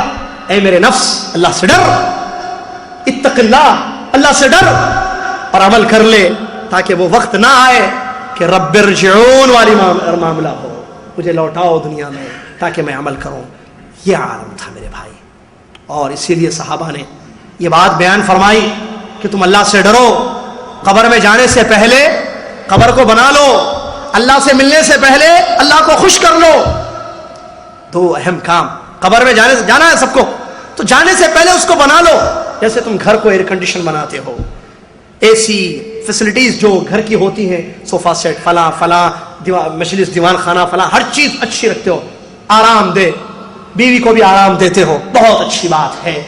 لیکن وہاں کا سوچیں جہاں یہ ساری چیزیں نہیں ہوں گی. عمل صالح، اللہ سے ڈرنے کی ضرورت ہے میرے بھائی. قوا انفسکم واہلیکم نارا وقودها الناس والحجارہ. قرآن نے مختلف انداز سے تقوی کی تاکید کی. اللہ تعالیٰ نے فرمایا اے میرے ایمان والو بندو، تم اپنے آپ کو، اپنے گھر والوں کو جہنم کی آگ سے بچاؤ جس کا ایندھن لوگ اور پتھر بنیں گے. جہنم کی آگ سے اپنے آپ کو، اپنے گھر والوں کو بچاؤ. ہم دنیا کی آگ سے، اپنے دنیا کی مصیبتوں سے، دنیا کی پریشانیوں سے اپنے آپ کو، اپنے گھر والوں کو بچاتے ہیں. اور آخرت، قبر پہلا مرحلہ قیامت کا، آخرت کا، اس کے بعد کے مراحل، اس کے بعد کے سٹیجز، کیا ہم نے اللہ کا ڈر اپنے دل میں پیدا کیا؟ کیا ہم ڈرتے ہیں؟ اپنے آپ کو، اپنی بیوی بچوں کو اللہ کے عذاب سے، اللہ کی پکڑ سے بچانے کی کوشش کر رہے ہیں؟ نہیں کر رہے ہیں تو ہم ناکام. سب سے بڑا خوش نصیب انسان، کامیاب وہ ہے من خاف مقام ربہ ونہى النفس عن الہوى فإن الجنة هي المأوى. قرآن کی آیت ہے. اللہ تعالیٰ فرماتا ہے جو اللہ کے سامنے کھڑے ہونے سے ڈرتا ہو، خوف دنیا میں کہ کل مجھے اللہ کے سامنے جانا ہے، حساب دینا ہے، اللہ سے ڈرتا ہے، اپنے نفس کو برائیوں سے روکتا ہے، فإن الجنة هي المأوى. کوئی شک نہیں ہے، نو ڈاؤٹ کہ جنت ہی اس کا ٹھکانہ ہے. جو اللہ سے ڈرے اور دنیا میں اپنے نفس پر کنٹرول رکھے، اس کو برائیوں سے بچائے، غلط راہوں سے نفس کو دور رکھے. میرے بھائیوں، نبی علیہ السلام نے فرمایا وہ آنکھ جہنم کی آگ نہیں دیکھے گی، عین بکت من خشیت اللہ، وہ آنکھ جو اللہ کے ڈر سے بہنے لگے، آنکھ سے آنسو نکلے اللہ کے ڈر سے، وہ آنکھ جہنم نہیں دیکھ سکتی. ضرورت ہے اپنے ایمان کو تازہ کرنے کی، تقوی پیدا کرنے کی ضرورت ہے میرے بھائیوں. خاص طور سے مجھے ایک بات میں کہوں، یہ بات میں نے اس لیے کہی، یہ موضوع کیونکہ میرے مخاطب اہل التوحید ہیں. آپ توحید والے، توحید پر عمل کرنے والے، توحید کے مطابق زندگی گزارنے والے. میں اور آپ تقوی کی امید آپ سے، مجھ سے نہ کر دو، اس مشرک سے کریں گے، اس بدعتی سے، وہ جو توحید جانتا ہی نہیں ہے. شرک کا بازار گرم ہے جس کی زندگی میں، صبح شام شرک، یا غوث کے نعرے لگانے والا اور بدعتیں کرنے والا، سال کے 12 مہینوں میں 12 سے زیادہ بدعت کرنے والے، ان سے امید کریں گے ڈرنے کی، تقوی کی؟ نہیں. امید تو آپ سے ہے. اگر آپ، میں توحید کی باتیں کرنے والے اللہ سے نہیں ڈریں گے تو پھر کون اللہ سے ڈرے گا؟ اللہ کو ہم پہچانتے ہیں، ہم شرک سے بچے ہوئے ہیں. اللہ تیرا فضل ہے، رب تیری مہربانی ہے، تیرا کرم ہے کہ تو نے شرک سے ہم کو بچایا ہے. لیکن اے اللہ تقوی کی توفیق دے ہم کو. آمین. ضرورت اس کی ہے، اللہ ہم کو ڈرنے والا بنا. ڈر آ جائے گا دلوں میں، پورے معاملے صحیح ہو جائیں گے. غلطیاں، انسان غلطی کرے معافی مانگ لے گا، اللہ کا ڈر آئے گا، معاملے سب سالو ہو جائیں گے، سارے معاملے انسان اپنے ختم کر لے گا اور اپنی زندگی کو بہتر بنا لے گا. اس کی سب سے زیادہ ضرورت ہے. اسی لیے میں نے یہ مناسب سمجھا کہ میں اس میں کیا ہے، میں یہ تقوی کی بات کروں گا، میں اللہ سے ڈروں گا، آپ سنیں گے، آپ اللہ سے ڈریں گے، انشاءاللہ فائدہ ہوگا. کیونکہ ہم توحید والے ہیں اور توحید کا اثر قرآن نے یہ بیان کیا کہ انسان کی زندگی میں تقوی آئے. تو اگر تقوی نہ ہو تو پھر توحید کا اثر نہیں ہے. تو پھر اپنی توحید کو ہم چیک کر لیں کہ ہماری توحید میں کچھ خلل آ گیا ہے، ہمارے عقیدے میں، ہماری توحید میں کچھ فرق آ گیا ہے، کیونکہ ہم اللہ سے نہیں ڈر رہے ہیں. لہٰذا میرے محترم سامعین، میں اپنے لیے، آپ سب کے لیے اس بات کی وصیت کرتا ہوں کہ اللہ سے ڈرتے ہوئے زندگی گزاریں، اللہ کا ڈر اپنے دل میں پیدا کریں، اپنے حالات کو بدل لیں، معافی مانگ لیں غلطیاں ہوئی ہوں تو. اللہ سے ڈرے، شوہر اللہ سے ڈرے، بیوی کا حق ادا کرے، بیوی اللہ سے ڈرے، یہ نہ سمجھے کہ شوہر اس کو خرید کر لایا ہے. اللہ سے ڈرے، اللہ کے احکام کی پابندی کرے، اطاعت اور فرما برداری کرے، شوہر کی مطیع اور فرما بردار ہو. بچے اللہ سے ڈریں، اللہ سے ڈریں، اللہ سے بچے ڈریں، ماں باپ کا ادب اور احترام کریں، ان کی اطاعت اور فرمانبرداری کریں، والدین اللہ سے ڈریں، بچوں کی اسلامی تربیت کریں۔ بچوں کو اللہ کا ڈر کب ہوگا؟ جب اللہ معلوم ہوگا، اللہ ہی نے معلوم ہے، کیمسٹری، فزکس، سائنس، 1 + 1 = 2، 2 - 1 = 1، یہ حساب کتاب چلتا رہے۔ That is a boy, this is a man, that is a girl, this is a these are boys وغیرہ، یہ سارے جو گرامر انگلش یہ ساری چیزیں بے شک سکھائے۔ اگر اللہ کی معرفت نہ بچوں کو بتائے تو بچوں سے کیسے امید کریں گے کہ وہ کل اللہ سے ڈریں گے؟ معاشرے میں اللہ والے بچے کیسے آئیں گے؟ اور بچیوں کو اگر اللہ کا ڈر نہیں دلایا جائے گا، دینی تعلیم نہیں ہوگی، قرآن نہیں پڑھایا جائے گا، توحید نہیں سکھائی جائے گی، توحید کی تعلیم نہیں دی جائے گی، سنتوں کی تعلیم نہیں دی جائے گی، تو ڈر نہیں آئے گا۔ دنیا کی کوئی بھی تعلیم دے دے، کیونکہ مسئلہ ہے کہ ڈر کیسے آئے گا اللہ کا؟ آپ قرآن کو پڑھیں، قرآن کی اسٹڈی کریں۔ ایک آخری بات بتا کر میں اپنی بات کو ختم کر دوں، اللہ کا ڈر ہم کیسے پیدا کر سکتے ہیں؟ اللہ کا ڈر پیدا کرنے کے لیے اللہ کو پہچاننا ضروری ہے قرآن اور حدیث کی روشنی میں۔ قرآن میں ہم دیکھیں کہ اللہ نے اپنے بارے میں کیا کیا بیان کیا ہے۔ ان بطش ربک لشدید، مثال کے طور پر کیا ہے یہ؟ اللہ تعالیٰ قرآن میں اپنے بارے میں کیا بیان کر رہا ہے، اس کے بعد حدیث سے پڑھیں، نبی محمد صلی اللہ علیہ وسلم کی احادیث کا مطالعہ کریں کہ نبی صلی اللہ علیہ وسلم نے اللہ کے بارے میں کیا بیان کیا ہے، تو اس سے کیا ہوگا؟ اللہ کا ڈر پیدا ہوگا۔ ایک دوسرا، قرآن میں ان واقعات کو پڑھیں جو قوموں کے واقعات اللہ تعالیٰ نے تفصیل کے ساتھ قرآن میں بیان کیے۔ وہ لوگ اللہ سے نہیں ڈرے تو کیسے عذاب ان پر آیا؟ عذاب مختلف قسم کا، الگ الگ، فرعون کا عذاب الگ، حمان، دوسرے لوگوں کا، قوم نوح، قوم سمود، قوم صالح، قوموں پر جو اللہ کا عذاب آیا، تو وہ عذاب کو بھی ہم پڑھیں، اسٹڈی کریں، تاکہ اس سے بھی کیا ہے ہمارے دل میں ڈر آئے، اور اکیلے میں تنہائی میں بیٹھ کر اللہ کے اسماء و صفات پر غور کریں۔ میرا رب مجھے دیکھ رہا ہے، میرا رب مجھے میری باتیں سن رہا ہے، میرا رب جان رہا ہے میں جہاں بھی ہوں، جہاں بھی کوئی کام کر رہا ہوں۔ یہ اللہ کی توحید جو اسماء و صفات ہے، اس کی خوب اسٹڈی کریں، اس سے دلوں میں ڈر آئے گا۔ اور قبر کو یاد کریں، موت کو یاد کریں، قبرستان جائیں، مردوں کو دیکھیں، تذکرکم الآخرہ، اس سے کیا ہوگا؟ آخرت یاد آئے گی، اللہ سے انسان ڈرے گا۔ تو جتنا زیادہ علم حاصل کریں گے، جتنا زیادہ اسٹڈی کریں گے قرآن حدیث کی، اتنا زیادہ تقویٰ آئے گا۔ اللہ سے دعا ہے اللہ مجھے آپ کو دنیا کے تمام مسلمانوں کو متقی اور پرہیزگار بنا دے۔ اللہ تعالیٰ تقوی کی زندگی بسر کرنے کی توفیق عطا فرما۔ اللہ کہنے سننے سے زیادہ عمل کرنے کی ہم سب کو توفیق عطا فرما۔ اللہ توحید کا اثر تقویٰ ہماری زندگیوں میں پیدا فرما دے۔ اللہ تعالیٰ ہمارے عقیدے کو مضبوط کر دے، ہماری توحید کو پکا اور صحیح کر دے جیسے قرآن و حدیث میں آئی ہے۔ اللہ تعالیٰ ہمارے منہج کو صحیح کر دے، ہمارے مناہج کو جو غلط مناہج ہے اس سے ہم کو باز رکھنے کی توفیق عطا فرما۔ اللہ تعالیٰ اپنے عقیدے اور منہج کو ببانگا دہل جس کو کہتے ہیں، ڈنکے کی چوٹ پر بیان کرنے کی توفیق عطا فرما۔ لومۃ لائم، کسی ملامت کرنے والے کی ملامت سے نہ ڈریں۔ اگر ہم صحیح عقیدے کے ہیں، صحیح منہج کے ہیں، تو لوگوں کے سامنے بیان کریں کس بات کا ڈر، کس سے ڈر؟ اللہ سے ڈرنا ہے۔ اگر میرا عقیدہ صحیح ہے، میرا منہج صحیح ہے، تو میں کیوں نہ بولوں لوگوں کے سامنے، کیوں نہ اس کو پیش کروں؟ اللہ نے قرآن میں کہا وَمَنْ أَحْسَنُ قَوْلًا مِّمَّنْ دَعَا إِلَى اللَّهِ وَعَمِلَ صَالِحًا وَقَالَ اننی من المسلمین۔ یہ ہے اپنے دین، اپنے منہج کو پرچار کرنا، اس کو ظاہر کرنا۔ سب سے اچھا آدمی وہ ہے جو ومن احسن قولا ممن دعا الی اللہ، سب سے بہترین آدمی، سب سے اچھی بات وہ ہے کہ جو اللہ کی طرف دعوت دی جائے، اور انسان یہ کہ وعمل صالحا، اور عمل کرے، دعوت دے، عمل کرے، اور اپنے منہج کو بیان کرے، اپنے عقیدے کو بیان کرے، اور کہے کہ میں مسلمانوں میں سے ہوں، میں مسلمان ہوں۔ یہاں سے یہ بات ملی کہ ہم اپنے عقیدے اور منہج کو بیان کریں، اپنے عقیدے اور منہج کو لوگوں کے سامنے رکھیں، اللہ سے ڈرتے ہوئے زندگی گزاریں۔ اللہ کا ڈر یہ صحابہ کا منہج ہے، صحابہ کا طریقہ ہے، اللہ کے نبی صلی اللہ علیہ وسلم کا، انبیاء کا یہ منہج ہے کہ وہ اللہ سے سب سے زیادہ ڈرنے والے تھے۔ اللہ سے سب سے زیادہ وہ ڈرے گا جو سب سے زیادہ اللہ کو پہچانے گا۔ اللہ تعالیٰ تجھ کو زیادہ پہچاننے کی توفیق عطا فرما، تجھ سے سب سے زیادہ اللہ تعالیٰ ہم کو ڈرنے کی توفیق عطا فرما، تقوی کی زندگی بسر کرنے کی توفیق عطا فرما، ہمارے معاملات آسان فرما دے، ہمیں آپسی اخوت بھائی چارگی کو مضبوط کرنے کی توفیق عطا فرما، ایک پلیٹ فارم پر جمع ہونے کی توفیق عطا فرما۔ قرآن اور حدیث، اللہ تعالیٰ کتاب و سنت پر ہم کو کتاب و سنت پر جمع ہونے کی توفیق عطا فرما، اور اللہ تبارک و تعالیٰ قرآن و حدیث کو صحابہ کے طریقے سے سمجھنے کی ہم سب کو توفیق عطا فرما دے۔ آمین۔ وآخر دعوانا الحمد للہ رب العالمین، والسلام علیکم ورحمۃ اللہ وبرکاتہ۔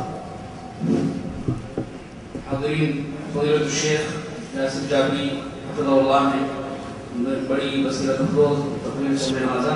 اللہ تعالیٰ ہمیں عمل کی توفیق عطا فرمائے، اور ہمیں اپنی کتاب و سنت کی اتباع اور اس کی پیروی کرنے کی توفیق عطا فرمائے۔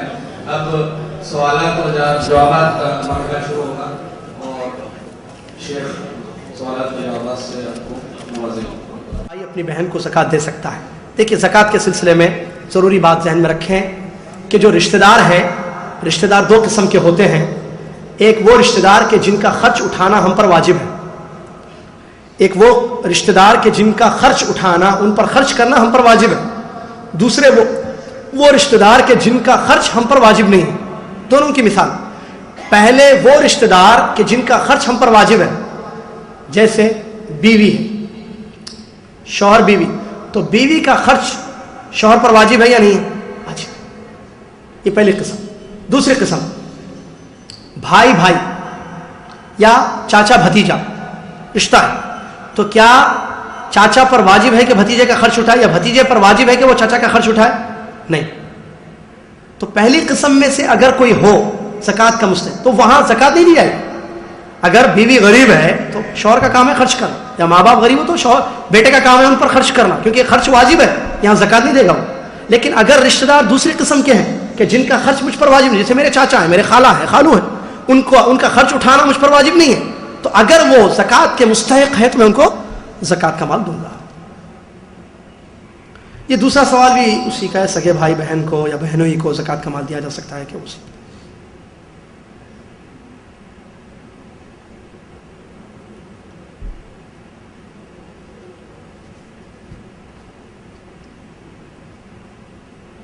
کسی کو سلام کرو تو وہ اس کے جواب میں وعلیکم، یہ صرف سلام کہتا ہے، کیا اسے جواب سے سلام کرنے کا ثواب ملتا ہے؟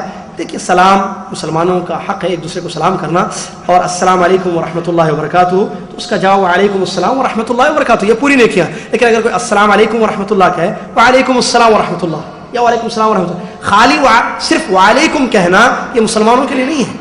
اگر کوئی کافر آپ کو سلام کہے تو اس کے جواب میں وعلیکم کہنا، لیکن مسلمان کو پورا جواب دینا وعلیکم السلام. 12 ایک رائے معلوم کر رہے ہیں، 12 ربیع الاول کے بارے میں آپ کی رائے کیا ہے؟ میلاد النبی منانے کے لیے اسلام میں کیا حکم ہے؟ پاکستان میں تو گھروں کو اور مسجدوں میں میلاد النبی بڑے شوق سے مناتے ہیں. بہرحال اس سلسلے میں فضیلت الشیخ معراج ربانی حفظہ اللہ اور دیگر علماء کے بڑے بیانات ہیں. میلاد النبی مختصر یہ ہے کہ یہ سنت سے ثابت نہیں ہے، تقریباً 400 سال کے بعد ایجاد کردہ یہ بدعت ہے، جس کو فاطمی دور حکومت کے لوگوں نے مصر میں اس کو ایجاد کیا تھا، اور ان کے بارے میں شیخ الاسلام ابن تیمیہ رحمۃ اللہ علیہ نے بتایا کہ یہ مجوسی تھے، اصل آگ کی پوجا کریں، ان کا کوئی تعلق اسلام سے نہیں ہے. انہوں نے اپنے آپ کی نسبت کی اہل بیت سے، حالانکہ در حقیقت ان کا کوئی اہل بیت سے تعلق نہیں ہے، یہ لوگ پکے کافر ہیں. بہت سارے علماء کے فتوے ہیں، ان لوگوں نے اس کو ایجاد کیا تھا. ایک نے 5 میلاد نبی، میلاد علی، میلاد حسن، میلاد النبی، میلاد علی، میلاد حسن حسین اور میلاد فاطمہ، یہ 5 کی میلاد بڑے جشن تھے، کیونکہ اس نے جب دیکھا تھا بادشاہ نے کہ یہود و نصارہ میلاد کرتے ہیں، جیسے کرسمس ڈے وہ مناتے ہیں کرسچنس، تو ہم کیوں میلاد النبی نہ بنائیں؟ اس غرض سے اس نے شروع کی. اس سے پہلے کوئی اس کا وجود نہیں ہے، نہ رسول اللہ صلی اللہ علیہ وسلم کی زندگی، نہ صحابہ، نہ تابعین، نہ ائمہ اربعہ جن کو فالو کیا جاتا ہے دنیا میں، ان کی زندگی میں بھی اس کا وجود نہیں. تو یہ بات کی ایجاد کردہ بدعت ہے.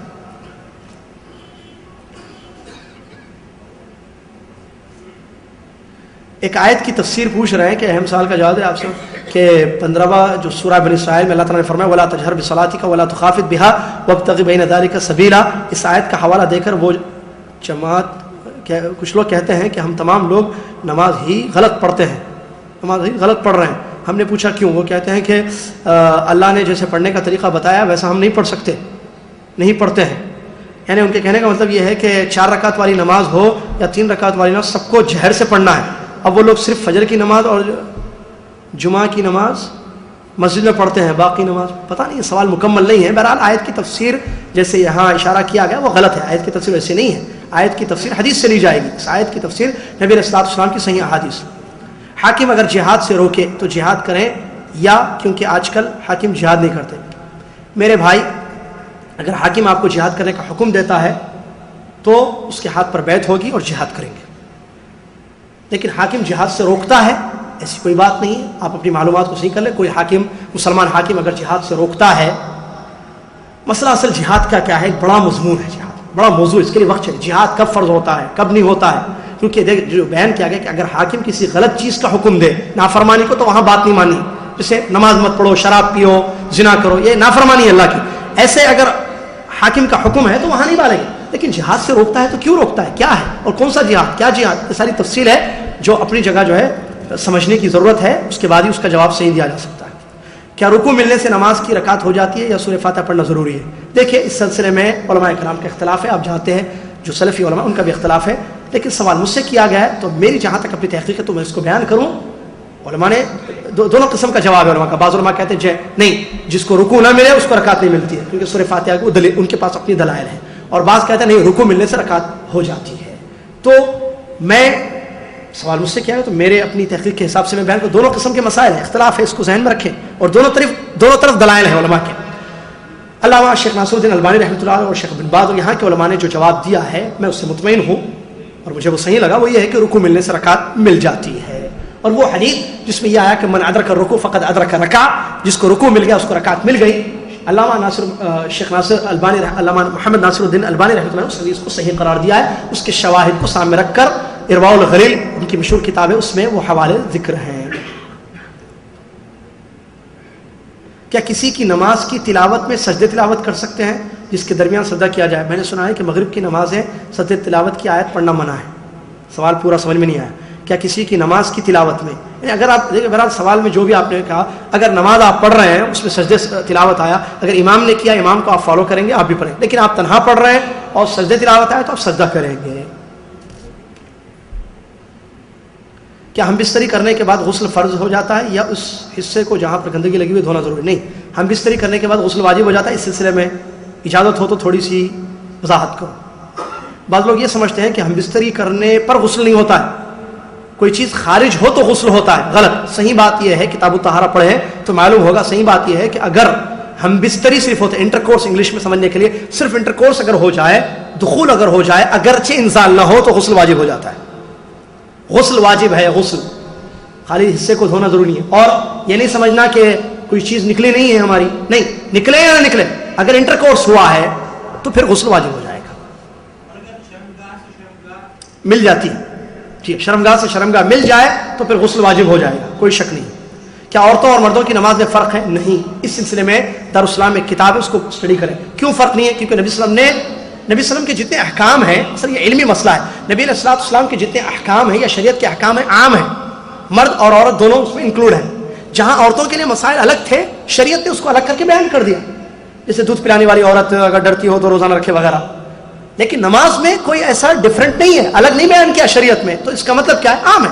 شریعت کے تمام احکام عام ہیں سب کے لیے, لیکن جہاں فرق کرنا تھا شریعت نے کر دیا ہے, نماز میں فرق نہیں کیا ہے. یہ سب سے بڑی دلیل ہے کہ نماز میں کوئی فرق نہیں ہے. کیا بہت مجبوری میں قرض سود پر لے سکتے ہیں؟ نہیں, کوئی مجبوری انسان کے لیے ایسی نہیں ہو سکتی ہے کہ وہ سود لے, کیونکہ اللہ تعالیٰ نے مجبوری میں سور کا گوشت کھانے کی اجازت دی ہے, لیکن اسی اللہ تعالیٰ نے مجبوری میں سود کو حلال نہیں کیا ہے, کیونکہ اللہ کے علم ازلی میں یہ بات ہے کہ کوئی دنیا کا مسلمان سود کھانے پر مجبور نہیں ہو سکتا. یہاں بھی ایک بڑا مسئلہ ہے کہ قرآن حدیث کی روشنی میں بتائیے کہ کیا نماز میں امام کے پیچھے الحمد شریف یعنی سورہ فاتحہ پڑھنی ضروری ہے؟ یعنی جی ہاں, اس میں کوئی شک نہیں ہے قرآن حدیث کی روشنی میں کہ امام کے پیچھے بھی سورہ فاتحہ پڑھنا ضروری ہے. قرات خلف الامام, علامہ شیخ امام بخاری رحمۃ اللہ کی مشہور کتاب ہے, اس کو پڑھیں تو اس میں دلیلیں ملیں گی. اور بہت ساری نماز نبوی سے شفیق الرحمان صاحب نے لکھی ہے, اللہ جزائر کر دے, اس میں بھی بہت ساری دلیلیں انہوں نے لکھی ہیں. تو صحیح راجح بات یہی ہے جس پر محدثین کا اتفاق ہے, محدثین نے جس کو بیان کیا ہے کہ وہ فاتحہ خلف الامام کے, امام کے پیچھے سورہ فاتحہ پڑھیں گے.